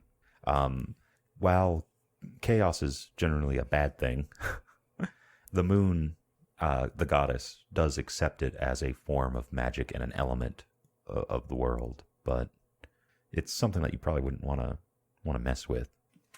Well, you're probably watching me get my bow ready just so I'm prepared to do something, but I don't think I have any of that information that you just got. Where you put the torch? Oh, that's a good question. Guess I'll keep my sword. Okay. Maybe I'll actually... So is there any light in here that the chanter is is working by? No, it's dark. I don't know. I didn't get the. I'm just. It's probably not good, and they're killing Vendor. So And apparently his own raiders. yeah. So Yeah, I guess at this point I'll kind of reveal to him something that the other vendor had said to me. This may be their commander. The vendor had mentioned that he had been acting odd and appeared to be going a little bit mad. He could be the one that's turning these poor people into undead. well then we can reclaim our honor. And destroy a scourge that is unnatural and unholy at the same time. Well, with a resolved or perhaps resigned look on my face, I'll start trotting forward with sword ready. All right. Once your torchlight gets a bit closer, the sawing motion that he's making stops, and he turns, and you can see like a set of shadowy, not because it's because of the lighting, is what it is. Shadowy eyes that are kind of set in a hard, mean face with a mane of wild and kind of crazy hair framed by a large beard. And he doesn't, he kind of lets out a low kind of hollow laugh, like a deep chuckle, kind of a rumble in his throat. And he turns and he stands. He's nude. You can see the remnants of his clothing in tatters about him. And he is very big. He is, well, let's see. For in-game purposes, he's a 26. He's about the size of a horse. And he stands up to his full height. And as he's standing, he reaches into the ground where his sword, which is now looking like a dagger, was stuck in the ground. And he, in his other hand, is a very tiny, now, black dagger. And that it's covered in blood. It's one big naked man. It's a huge naked man. Declarations? I'm walking forward. All right. I will spare a moment to glance to make sure Uncle's I'm not just doing this on my own, but yeah. So I got torch and broadsword. He's standing there and he gives you a nod. Good job, boy. You go get him. And You're on your own. I ain't touching this one. And so yeah, how much distance between me and him at this stage? We'll say it's the edge of the torchlight. I forget what torchlight was. 12-meter radius. Okay, so I think I'll have a little bit of time before my imminent death. So I think for my declaration, I'm going to... Oh man, you got to get rune stuff out again, don't you? No, go for it. To cast coordination, spirit magic. Okay. And that has 2 points, so I think that would put me on 8. Okay. 2 plus 5 for getting the totem thing out or whatever. Mm-hmm. Technically, it might even be a bit more because I'd have to have you drop something so you had a hand free, but just doing it works. Well, we could do it on... Oh, no, that would put it at 13. Never mind. Yeah. I'm going to try to demoralize the enemy. Cut their attack in half, so maybe give you an extra round of survival. Thank you. All right, so he's going to advance towards whoever's in the lead. Travis, roll 1d6. I'll see if it's you or Gundrel who's in the lead. We're kind of faking each other out with steps. Looks like you don't got to worry about it. Yeah. So Gundrel doesn't hesitate. He starts charging in. Okay, so yeah, then I'm just a step behind them, preparing my magic, buffing up. Okay. I believe. There we go.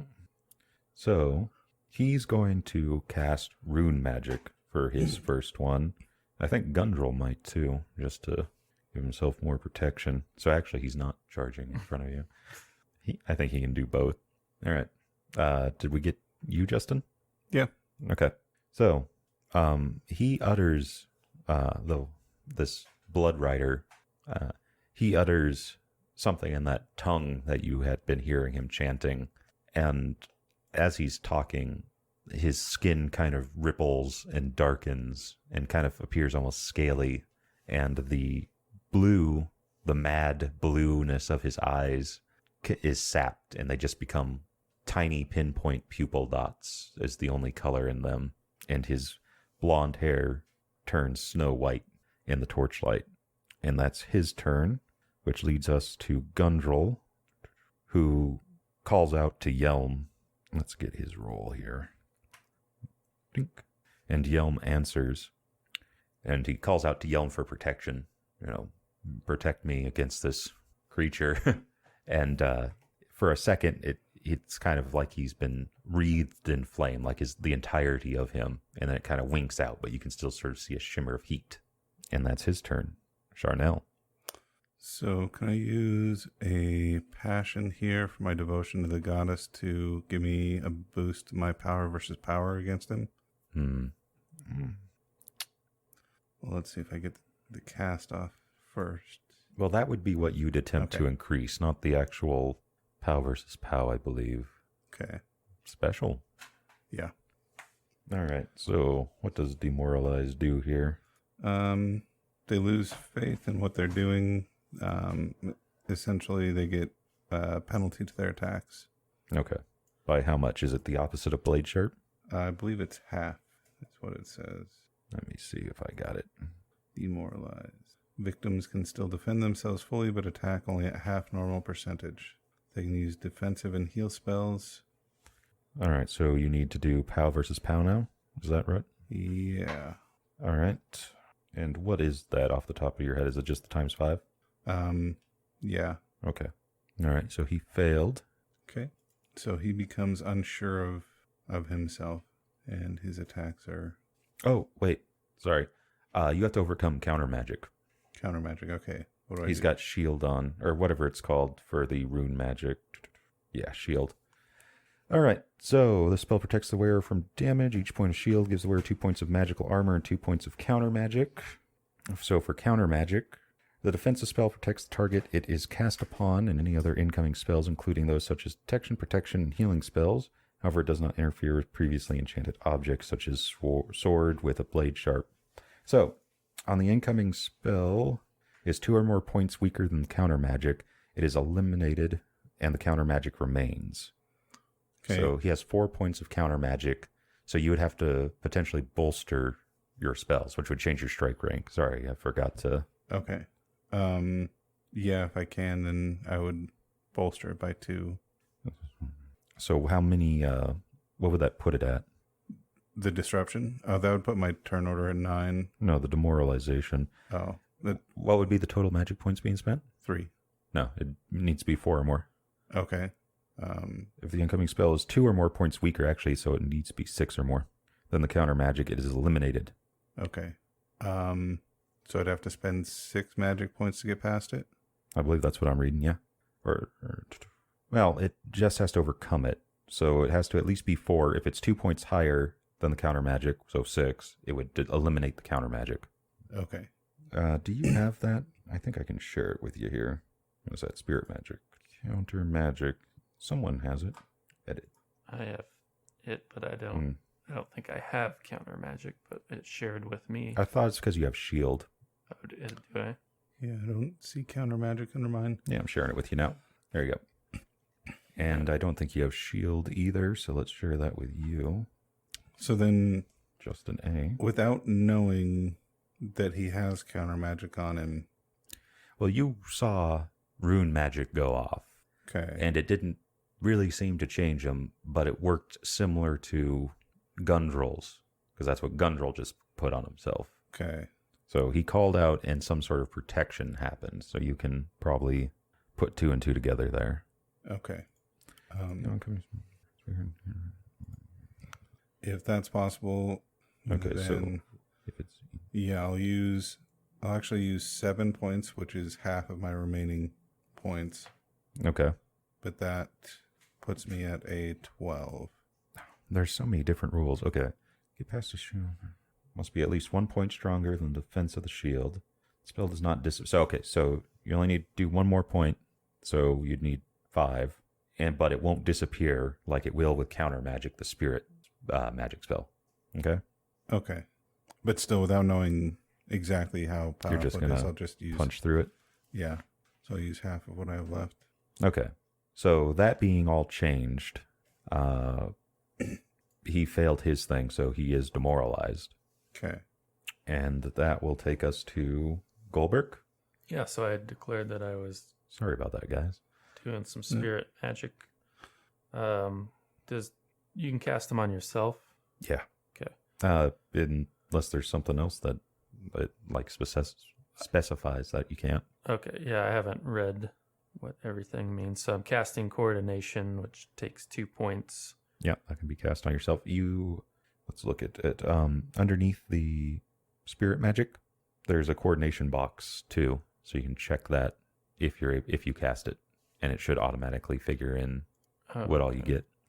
There we go. So check that if I cast it. Mm-hmm. Okay, gotcha. So here's my roll, of course. How many 90s have you rolled? Quite a few. This is when I wish that there was a push.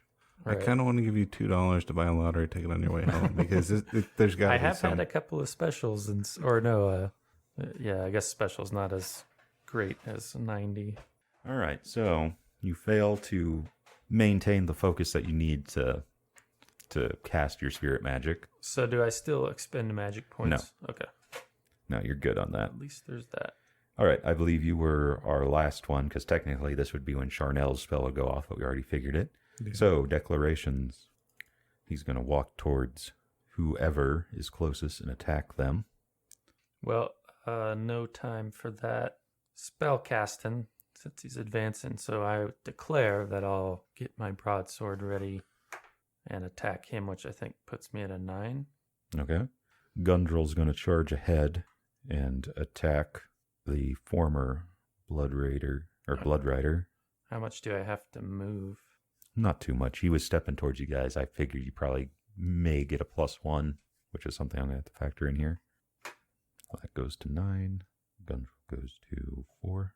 And that is something that they didn't really answer for me that I always wonder about, because you two are moving towards each other.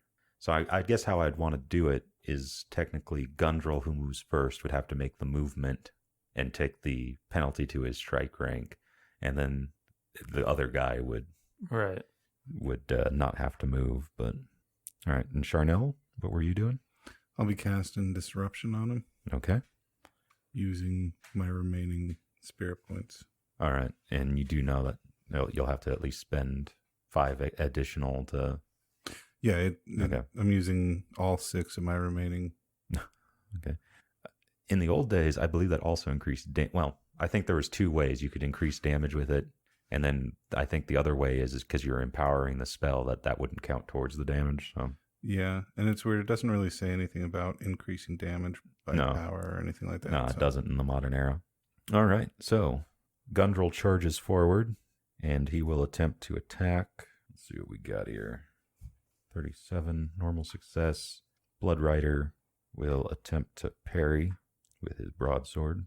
All right, so he got the first one, and the second hit failed, or the second parry failed, which was a strong hit to the right arm. 13 damage to the right arm. Or no, 14 damage to the right arm. Where is he? See, this is why we brought our uncle with us. That's what he was here for, was to make sure you guys didn't get in trouble. Well, he failed. You guys didn't fail? No, he failed at keeping us out of trouble. He didn't fail. All right, so 14. My missing shoe would beg to differ. It probably has a zombie chewing on it right now. A weird zombie. Into feet. It still tastes like flesh, though. So that would be... All right, so Gundrel comes up. The first attack is parried pretty dang professionally by the guy. But it was kind of a feint by Gundrel, who kind of twists the blade out from under the Blood Rider's parry and just brings it down hard on his forearm, and you hear it clack into bone, and the sword drops from the guy's hand and sticks into the ground at his feet. And that then goes to Goldberg. So he's down a weapon. Yeah, I stride up. I got my broadsword ready now, and I want to augment my attack by calling on my love of family in this final act of getting our revenge. Okay. So here's the augmentation. There's another 90 for you. So minus 20. Minus 20 to that. Your God has forsaken you. Your love of your family has forsaken you. So now I guess you're even, right? Because you already have a plus 30. Oh, did I still? I had a plus 20. Yeah. Okay. Yeah, that lasts until you're done with this. So let's do base roll. I got a success for 9 damage in the abdomen. All right. He's going to attempt to parry. With his mini dagger. Yeah, with his toothpick dagger. I don't know if I want to roll that because it will. Okay, he's got dodge. I was going to say, I don't want you guys to see the damage that could potentially come your way. So this is going to say dodge, but it's actually a parry. Ooh. Did you get a special? No, I just got a regular. All right. So you go. What's this look like? I'll let you kind of do some description here on that. Yeah, well, like I said, I start with the basic, well, I have a torch in one hand. So, yeah, just going for the slash, and then I'd come back and jab in, essentially. So he wasn't where I thought he was going to be. All right. So I'm going to say that you go in for that. You go in to do the slash, and he's just so big when he kind of bats you, or bats your sword aside, he kind of takes you off balance. You don't fall or anything. You're quick to regain it, but it was just a bit stronger than you were expecting. Okay. He's going to turn towards Gundrel and attack him once, even though it was, once. He can only attack once now that his arm's gone. With the dagger. He got it. Gundrel's going to attempt to parry. He needs to get a special or greater. Well, actually, technically, that would be a 65. I don't think it would be a special because he's going up against the 110 medium shield. And you cut his attack in half, right? Oh, no, I didn't. For the... Is it just attacks or is it everything? It's just attacks. Okay, so he still would have parried. Yeah. But... It wouldn't have been a special. Stone hoof. Rolling like a stone hoof. Yep. 97 out of 100. Okay. So, Gundrel fails to parry and takes 14. Well, no, it wouldn't be special. That's right. So let's roll his damage again. Not Gundrel, this guy. So 13. To the left arm. Revenge. Now it's gone Lovecraftian because we realized this was a member of the Stonehoof family. It's our own blood. All right. So let's see. Left arm. I can regrow his arm. Nice. So he takes 3 to his arm. He's heavy armored, so he didn't take as much. Plus, he has shield on now too. Nice. Charnel. All right. So yeah, you're seeing your uncle and Goldberg kind of actually getting swatted, like just kind of bipped around. Yeah. And I'm running out of stuff I can do. All right. So for the location on that, abdomen for 2. Yeah, that's definitely not a high damage spell. Well, 50-meter range with fairly easy odds at overcoming and stuff like that. Yeah. So does it bypass armor? Yep. Mm-hmm. That's one of the really nice things. Yeah, like if he didn't have the counter magic up, he'd be able to just fling that out and pick away at him pretty quick. All right. Declarations.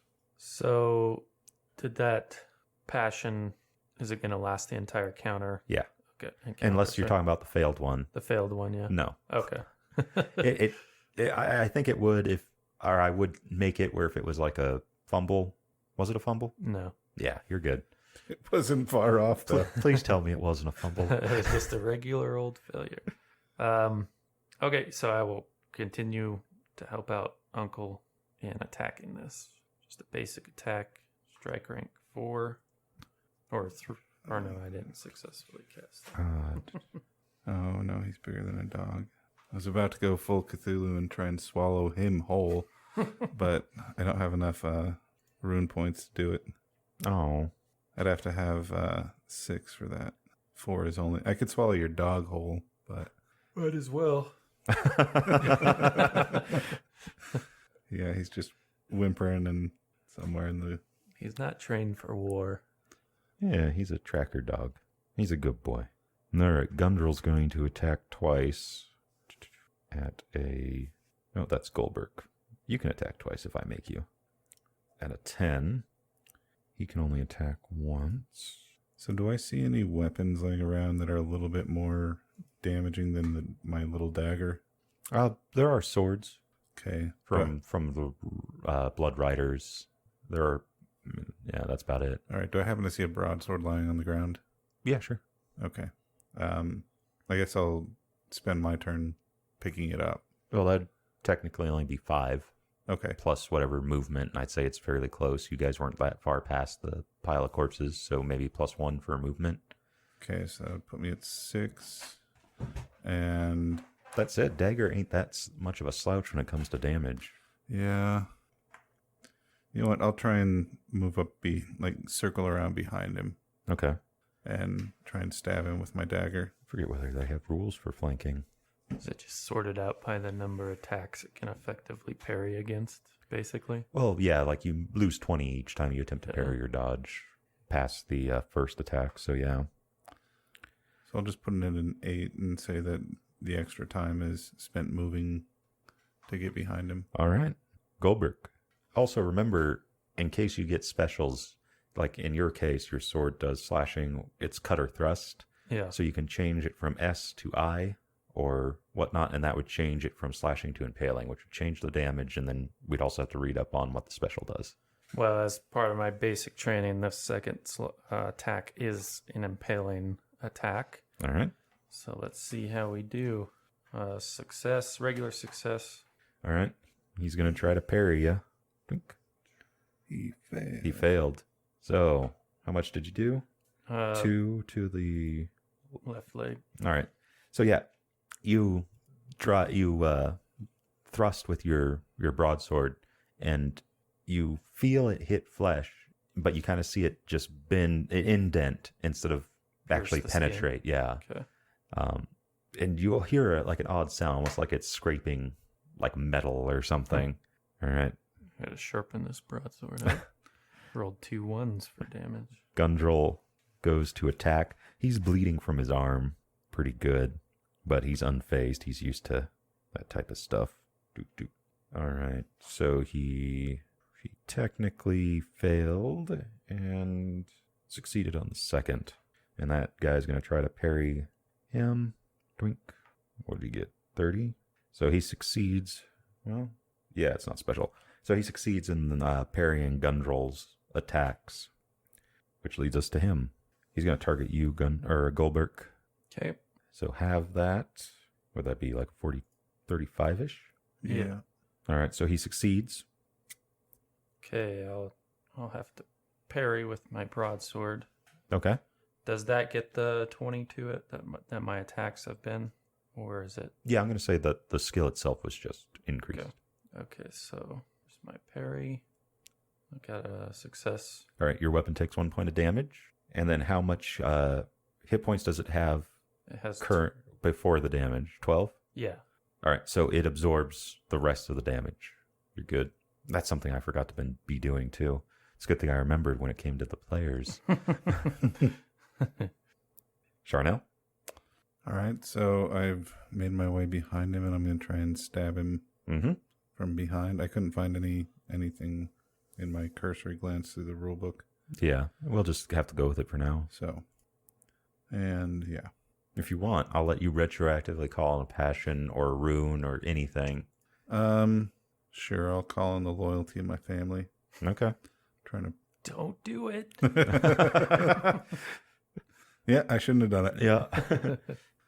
You conjure images of your loyal family, and all you can see is them just sitting passively by while father beat you. I actually imagine this guy as my father beating me. I think I'd give you a bonus on that. But unless it's a scary, not an empowering type thing. Yeah, more of that failed. helpless feeling when you're a kid being beaten. All right, declarations. He's going to go for you again, Goldberg. Well, I think I can do better, so I'll stick with the same one. So I'm at strike rank 4. All right. Nice. Everyone's lower. We'll let We'll let our PCs go first. Don't want to watch a bunch of NPCs fighting. All right, Goldberg. All right, here it is. Back to the slash. Changed it to a slash. Come on. That's already augmented too, huh? Yeah. Why don't you just start layering some augmentations here? All right, Charnel. So that failure doesn't happen this round, right? The failure on the passion, Oh, yeah. the penalty. Yeah, it's clear. You're good. In All fact, I think I'd even let you try again if you wanted. But it seems like the Stonehoof family isn't something you really want to be loyal or passionate about. Let's just No. change that to a passion for revenge and Instead of a passion, let's go with a passivity. ambivalence. Yeah. towards There we go. There's the I am just not made for combat. not made for combat. You got a frickin' 70. I got an 85. Oh, yeah, I got a 70 with my dagger, but We're just that's for rolling. sacrificing small animals. Did you not want to do your passion again? No, not this round. Okay. I'm still recovering. All right. So you and your brother Goldberg are doing a pretty good job of Being a distraction. distracting him. And technically, he would try to parry both of those attacks, which would greatly reduce his parrying skill. So we'll do that. All right. So he failed to parry yours, Goldberg, and then he'd be at a 55. So he succeeded in parrying yours. So your dagger would take 1 point of damage from his parry. And now he'd be down to a 35 parry for a win. Gundrel attacks. And here we go. That's where flanking helps. Success. So what do we got here? Ooh. So that's a miss. The first one's a miss. And so's the second one. Oh, he's splitting up his attacks or whatever. Yeah. And I don't want to go through the whole rigmarole of minusing the 10 and then having to worry about I another understand. skill. So they are kind of locked in a pretty good little sparring battle. And he seems to be holding his own pretty good against all you guys, quite honestly. So declarations, and we'll see if we can change the tides of war here. Yeah, I'm seeing this stalemate. So what I want to do is try to give Uncle the edge and go through the, let's see, put away my broadsword 5. 2, and then do I need another 5 then to get the next item out, and that would be my action. Yeah. So that's basically what I'm doing is shuffling around stuff so I can cast Spirit Magic on the next round. All right. Well, you might even be able to cast it on this round. So right now you're at a... Oh, right, because what I have it. No, it's like, no, because you got your base, huh? So you're at 10 plus base dex, which would be 12 right there. Yeah. Yeah, so it'd have to be next round. Coordination would add a further point to it if I casted it this round. All right. So Goldberg's at a... But still, does that Okay. adjust when it would go off next round? No. No. Well, now I can cast it at 3 next round. Dex plus the 1 extra magic point. Okay. So it'll be quick. Charnel? Still clumsily trying to slash at him. All right, so keeping yours. Yeah. All right. And they'll keep doing the same thing. All right. Here we go. Crazy giant dude will take a slash at Gundrel. Let's see what we got here. Ooh, a failure. And it just, Gundrel parries it. We'll see how well he does at that. Pretty good. So, yeah, the dagger sparks off the shield. Charnel? All right. Stabby, stabby. Ooh. Nice. Let's see if he parries me. All righty. Now, we confirmed it was just attacks, not parry? Yeah. Okay. Yeah, it says that they can defend Nope. themselves as... He doesn't parry. Really? How much damage did you do? I wasn't prepared to deal damage. You should have a weapon one down in the main page, all the way Yeah. down towards the bottom, and it will roll damage automatically and hit location. Left arm. Yep. Stone. Hoof. How much? 3. All right. So similar to Goldberg's, you drive this dagger into his left arm, his remaining arm, essentially, and it you see kind of a spark fly up, and it dents but doesn't penetrate. Okay. It was probably an accidental thing. He was trying to parry me, and I just reacted weird and Hit him in the wrist. hit his wrist instead. All right. Good old Gundrel. He's going to only attack once, which is why he's at a 5. He's taking more time aiming. All right. He hits. Dude's going to try to parry. He's now at a 55. He fails. So the hit goes through. 9 to his head. Is this going to be the moment where Goldberg was like, hold on just a second, I'm going to... Oh, he's dead. All right. So this beast of a man is kind of leaning down to attack, and Gundrel kind of baits him into it and then just snaps his sword arm forward and just lands a square blow like right to the side of his forehead, this guy's forehead, and it just hits and kind of glances, but you see a flap of skin go down and starts bleeding profusely. All right, declarations. Hopefully this is the last turn. So yeah, I'm casting Coordination on Uncle. Should happen at strike rank 3. Okay. And I'll keep trying to distract him with my ceremonial dagger. All right, Goldberg. Not gonna augment it, that's for sure.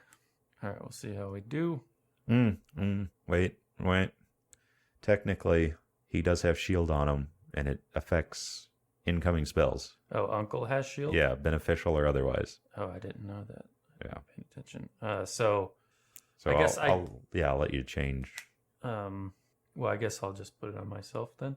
Would that work? But I failed the roll. I thought you already had coordination on yourself. No, I failed it the first time. Oh, too, okay. and I Yeah, failed go for this it. time. But I failed, so. This is definitely like a good example of novices going out and trying to do something heroic. The thing is none of you guys are really novices. Yeah, we're just skill-wise. rolling between 85 and 95.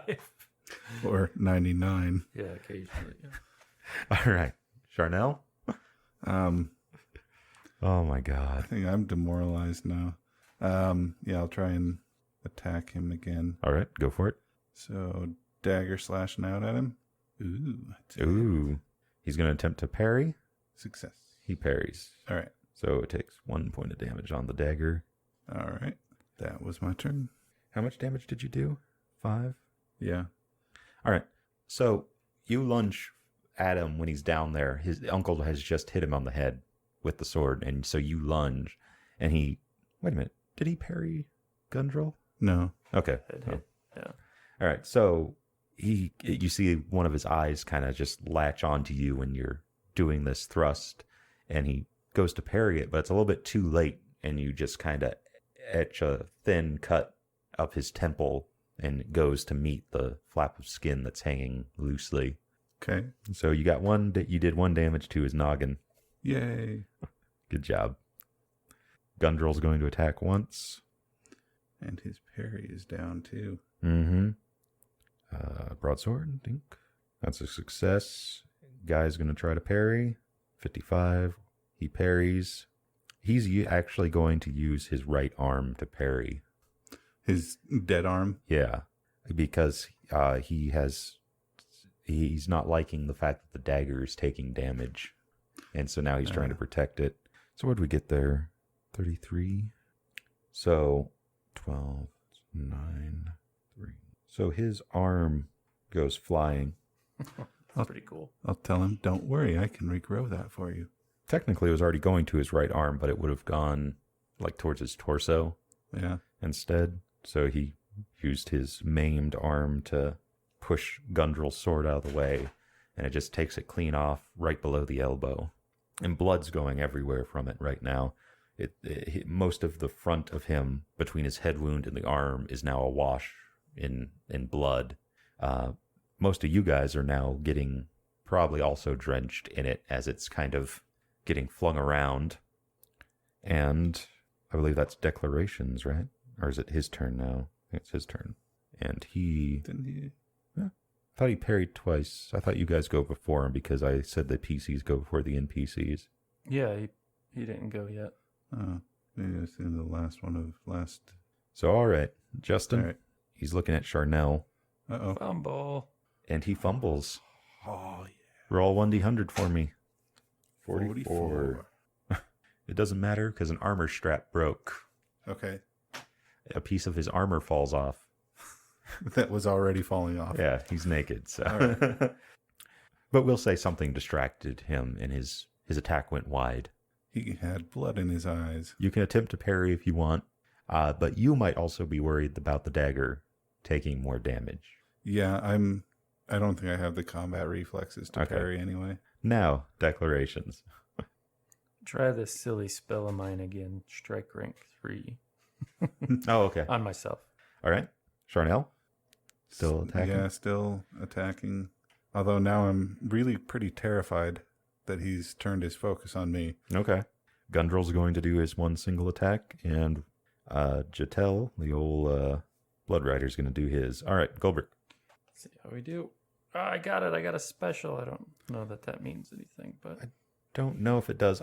In the old second edition, that would be like half MP use or whatnot, but I don't know if it does do anything here.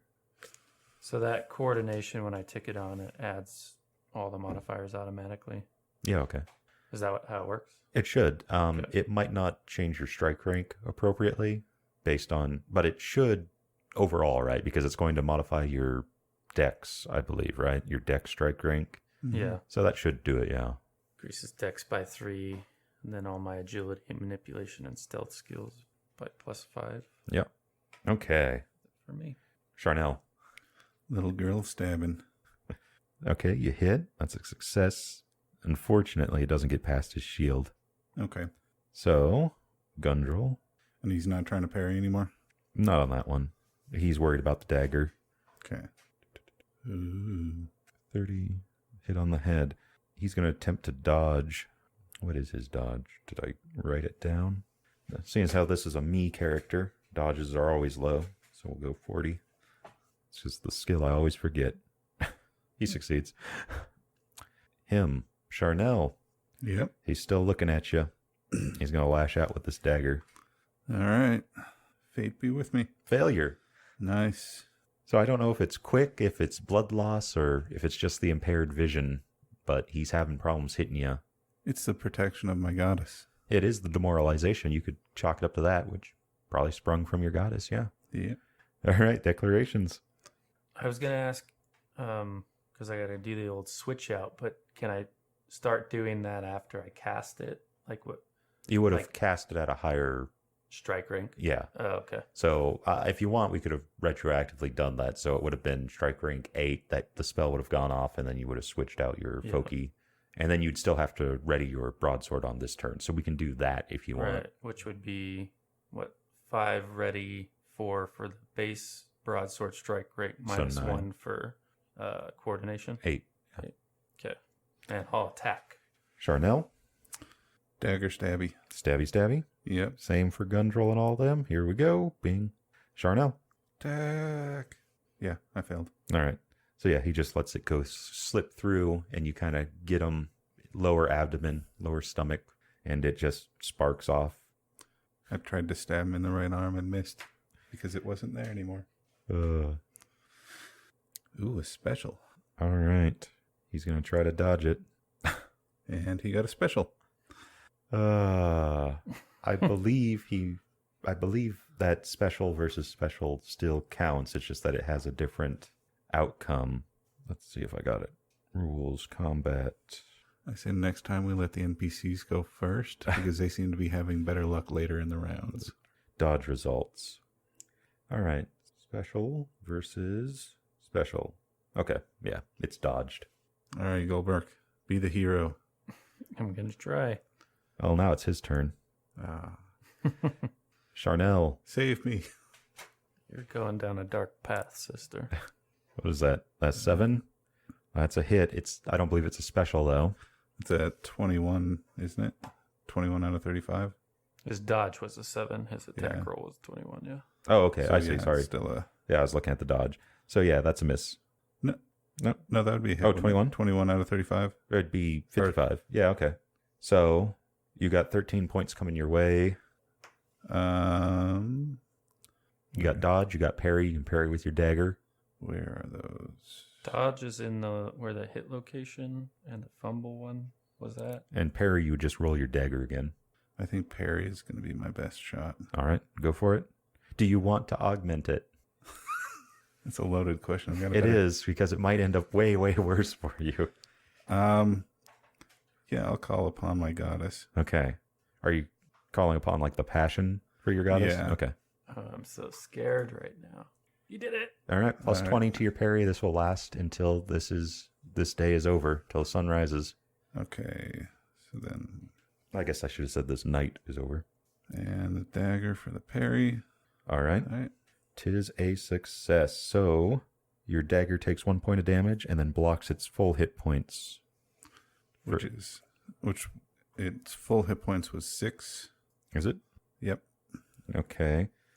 It's out of, it has 3 now, No, but it's total. 1 point of durability is lost. Yeah, I've lost hit points 2 other times. With your dagger? Yeah. Okay. So it wouldn't be at its full one. It'd be at the current one before this one was Oh, damaged. That'd be 4. Ouch. So what is that? 9? 9 points of damage? Where Yep. did it go? All right. Let's see where it hits. Right arm. All right. Can you regrow limb on yourself? I'm going to have to. Well, it has to be 3 times the hit points of the limb to be mangled or severed. Where do Oh, I okay. see my... Okay. It's at the very top. It's a little like, Right arm has 3 hit points. so 9 or more. Yep. Yeah. He just lops my arm right off. It's actually, the dagger's not sharp. So it's like a dull axe thunking into your limb, and it just pops it, right? Just shatters through the bone and pops this. Goldberg, it pops Charnel's right arm. The arm that was holding the dagger just Can falls sail. right on the ground. Yep. I'm going to scream and fall to the ground. I believe you might have to do a roll even at the loss of the limb. How many hit points do you have total? Where do I see a total? Guess I can see here. Max is 12. So you're down to what, 3? Yep. You're almost knocked unconscious. But because it wasn't a special success or anything that caused that damage, it's just is what it is. But I do believe you might have to roll because of the severed limb. Oh, let's see. Where is it? There was so much stuff I wanted to clip, but just never had time to. I say lyingly because I've had 2 weeks. Where is it? It's kind of monotonous, though. Living. Okay. Not there. Yes. Why don't I just have a severed limb? Severed spirit? Guess it'd be combat and damage. It's not under damage. Why wouldn't it be under damage? Because It's a role-playing game book. That's why. combat. Is it con times 5? That sounds like something that'd be right to remain conscious after losing a limb, right? And I believe you're also still possibly bleeding out. Says if the hit points in a location are matched or surpassed by slashing damage, or was it impaling? It was slashing. The target may be incapacitated and must roll con minus any damage taken by But slashing attack. That's for special damage Oh, is because that- it's a slash. This is loss of a limb, which I believe you're bleeding out and you have to attempt to maintain consciousness. You might just be knocked out. Crushing weapon. Damage reading. Severed and maimed limbs. Page 149. Way up. Yeah, it's near the death and permanent damage. All right. Oh, so if I get healed enough within 10 minutes, I can have it reattached, It needs to be at least a 6-point healing Yeah. spell. which I'm out of points. Okay, that just tells me how to heal it. Oh well, we'll go and just say that you are still conscious. We'll figure it out later because we don't got time. Now note, if you want to take the dagger up in your left hand, that's untrained. So it'd start at a 5. We could get a little bit tricky though and say that you could take up your right arm in your left hand and still technically be attacking with the dagger in your main hand. All right, Goldberg. Sorry it took so long. Oh, no, that's all right. So, slashing out with my broadsword. Go for it. That's a hit. He's not going to parry. Right leg. 5 points. Nothing. At least I rolled over a 1. Oh. It says, however, an adventurer so damaged from a single blow is functionally incapacitated. Yeah. So I'm in shock. Yeah. If you want, you can roll a Constitution ×5 to remain conscious, and you could then potentially go on to do first aid on yourself. Constitution ×5? Yeah. Nope. All right, you pass out. All right, declarations. Charnel, what are you going to dream about? My goddess as I slowly slip towards death. Oh, man. Oh, sorry. I'll press the attack. All right. Goldberg or Gundrel will be right there with you. So I guess I'll be on strike rate 3 now that I'm all Okay. readied up. Go for it. Okay. What is the rolling 1? That's the third attack that's gone through. That's rolled a 1. Yeah, he's ignoring parrying right now, so it goes through and it just doesn't penetrate do the anything. skin. Okay. All right. Goldberg or Gundrel. That's a hit. Right leg for 2. All right. You guys are chipping away at him. He's bleeding from multiple places. Actually, what's his total hit points out here? Because he might actually be knocked out. I don't have him written down. Looks like he can't be knocked out. That's fitting with a boss level bad guy. What is it? I believe it's equal to Constitution, so he might have been knocked out a little bit ago. I'm going to say that does it. It's got to be a bit higher than Constitution because my total hit points is 12 Well, and my Constitution is 10. The base is Constitution, then you get a size bonus, Oh, I okay. believe. But I'm going to say that does it because he's at around 18 points of damage. That sounds pretty close. I think he might have had 21, but I can't remember. And I think I already sort of cheated by having his arm get cut off and not having him roll. So yeah, we'll say it happens on your attack, Travis. Okay. You do that lunge, that stab. It doesn't penetrate, but he just kind of slumps over. And your uncle kind of gives you a nod. Quick, see to your sister.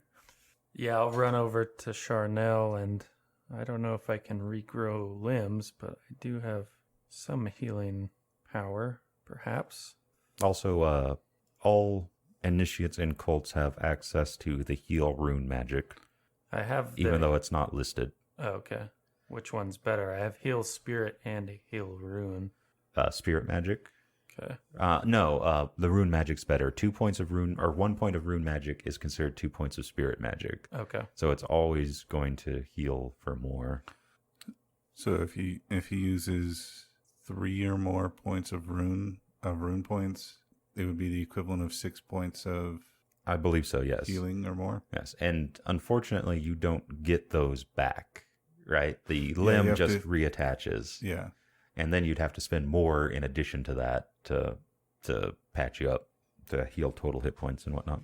Yeah. So I saw that severed limb go flying, so I'll pick that up and try to reattach it with the rune magic. How does that differ from casting spirit magic? All right, so you're going to use a rune Okay. of most likely Yelm in this case. And so I'd let you describe what rune or what Yelmish, which is essentially fire sky magic, Yeah. looks like, because it's going to be obvious. Okay, obvious. Do I have some sort of focus or whatnot again? Not for this. This isn't spirit magic. This is you calling on god power. Okay, yeah, so I'll say it's, bright enough that it's difficult to look at glow from my hands as I, work them over the affected areas. All right. So yeah.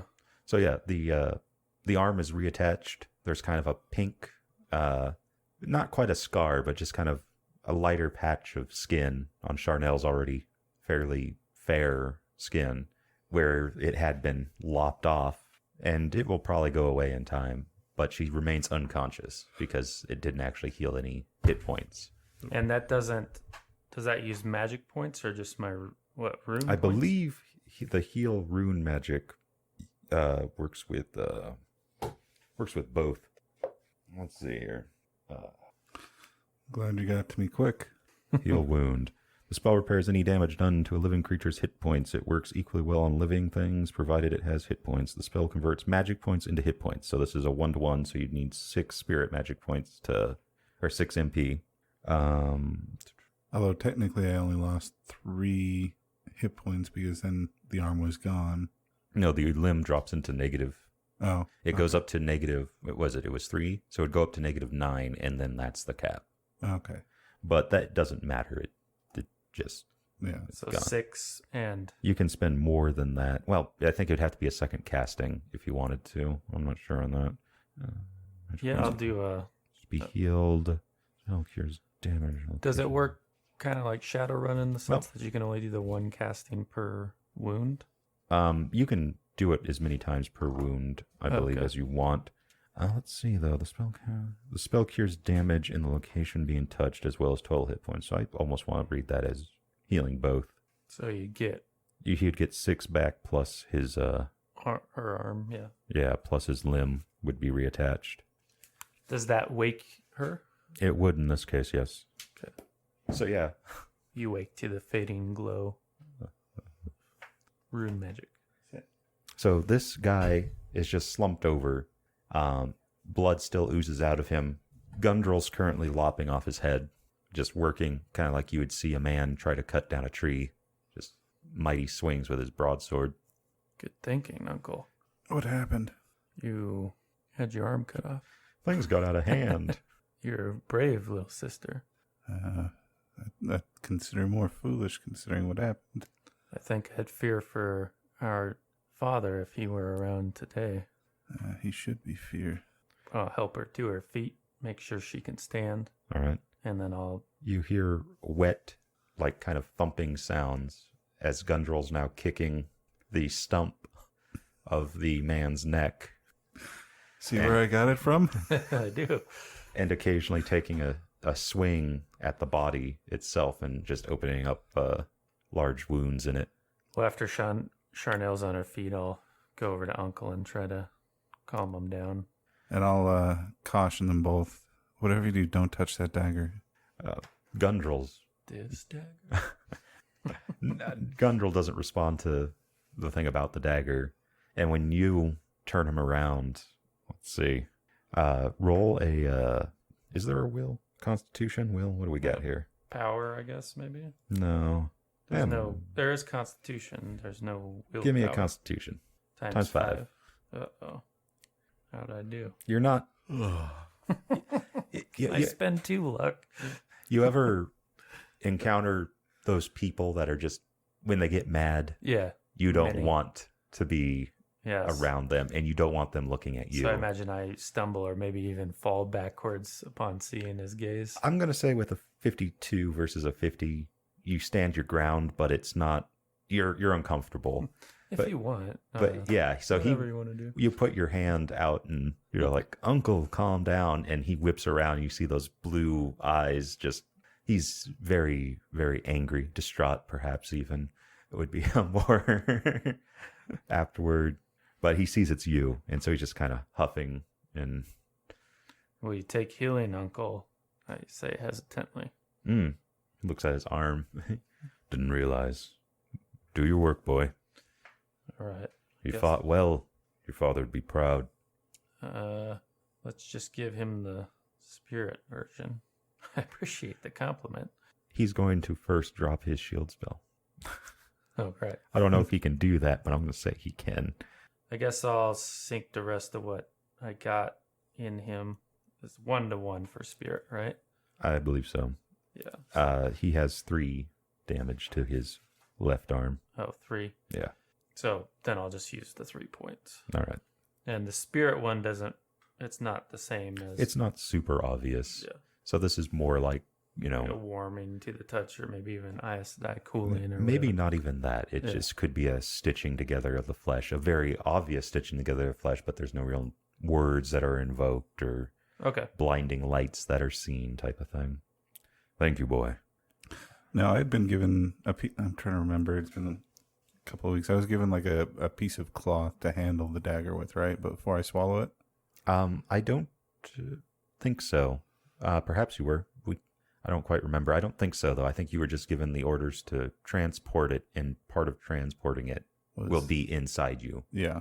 So yeah, while he's healing Gundrel, I'm gonna crawl my way over to where the hand holding the dagger is and pry his hand open. All right. Give me a strength times 5. Yeah. You got it.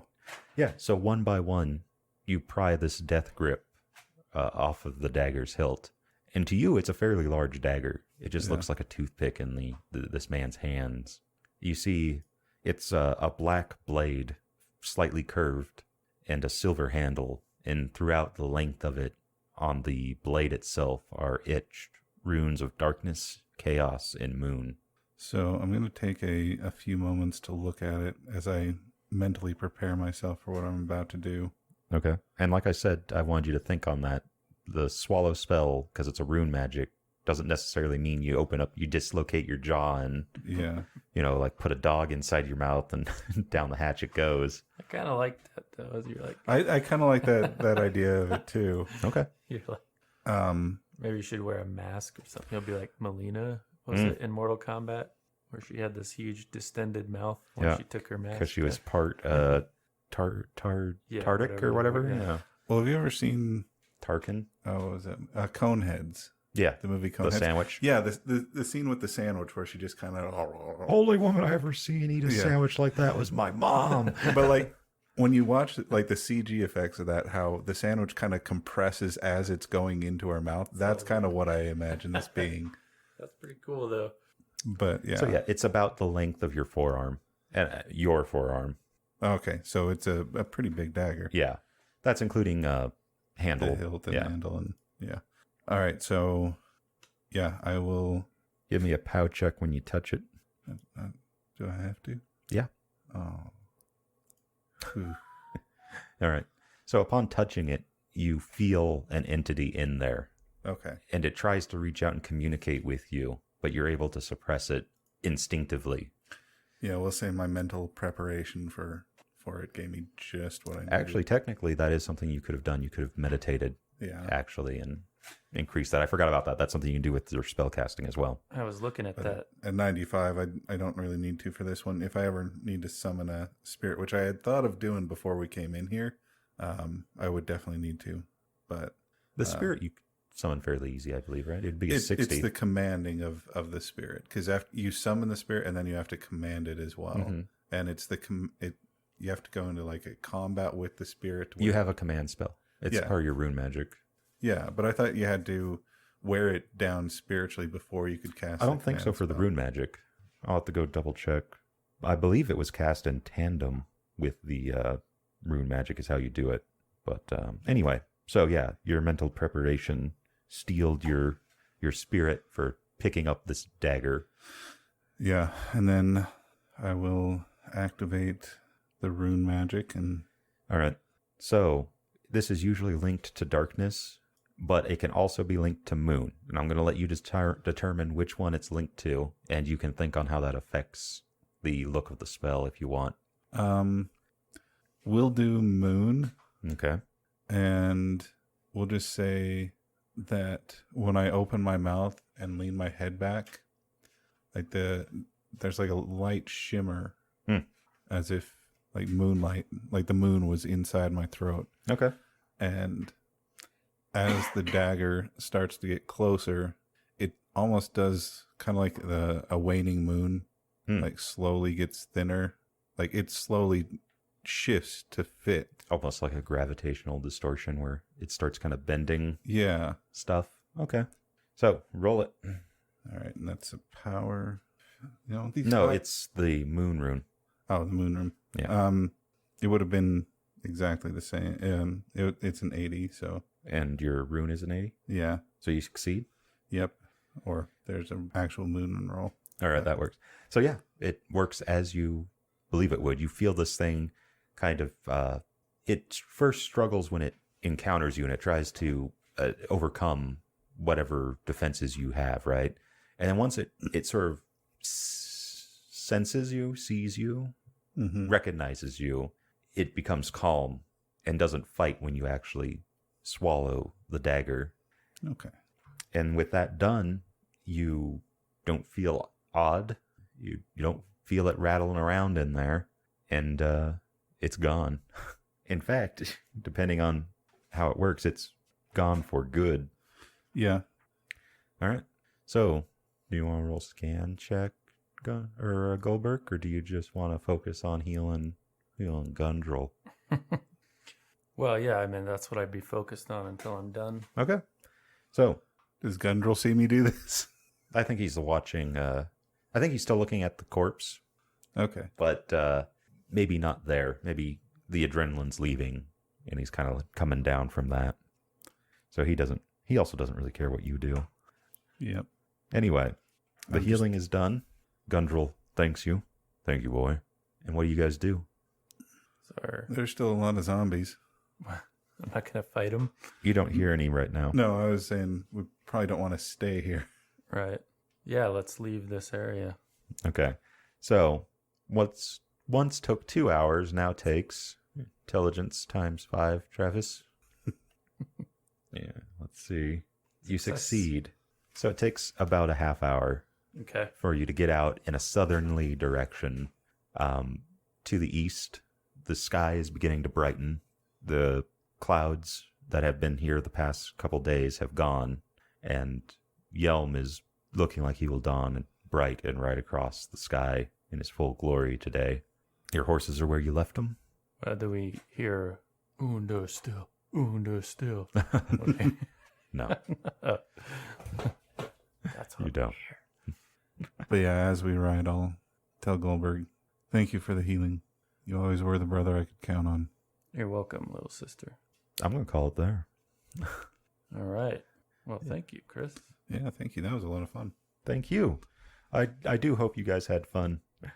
I do like this system. I wish I knew it a lot better, but I don't think it matters how much I do know it. It all kind of goes out of my head. Yeah, there's a lot to it. It seems really cool, but it also seems like Shadowrun where there's all the different odd case scenarios. So Yeah. it's fun to play. It does seem like a little bit of work for the game master, though. Yeah. Well, I think it could be fixed.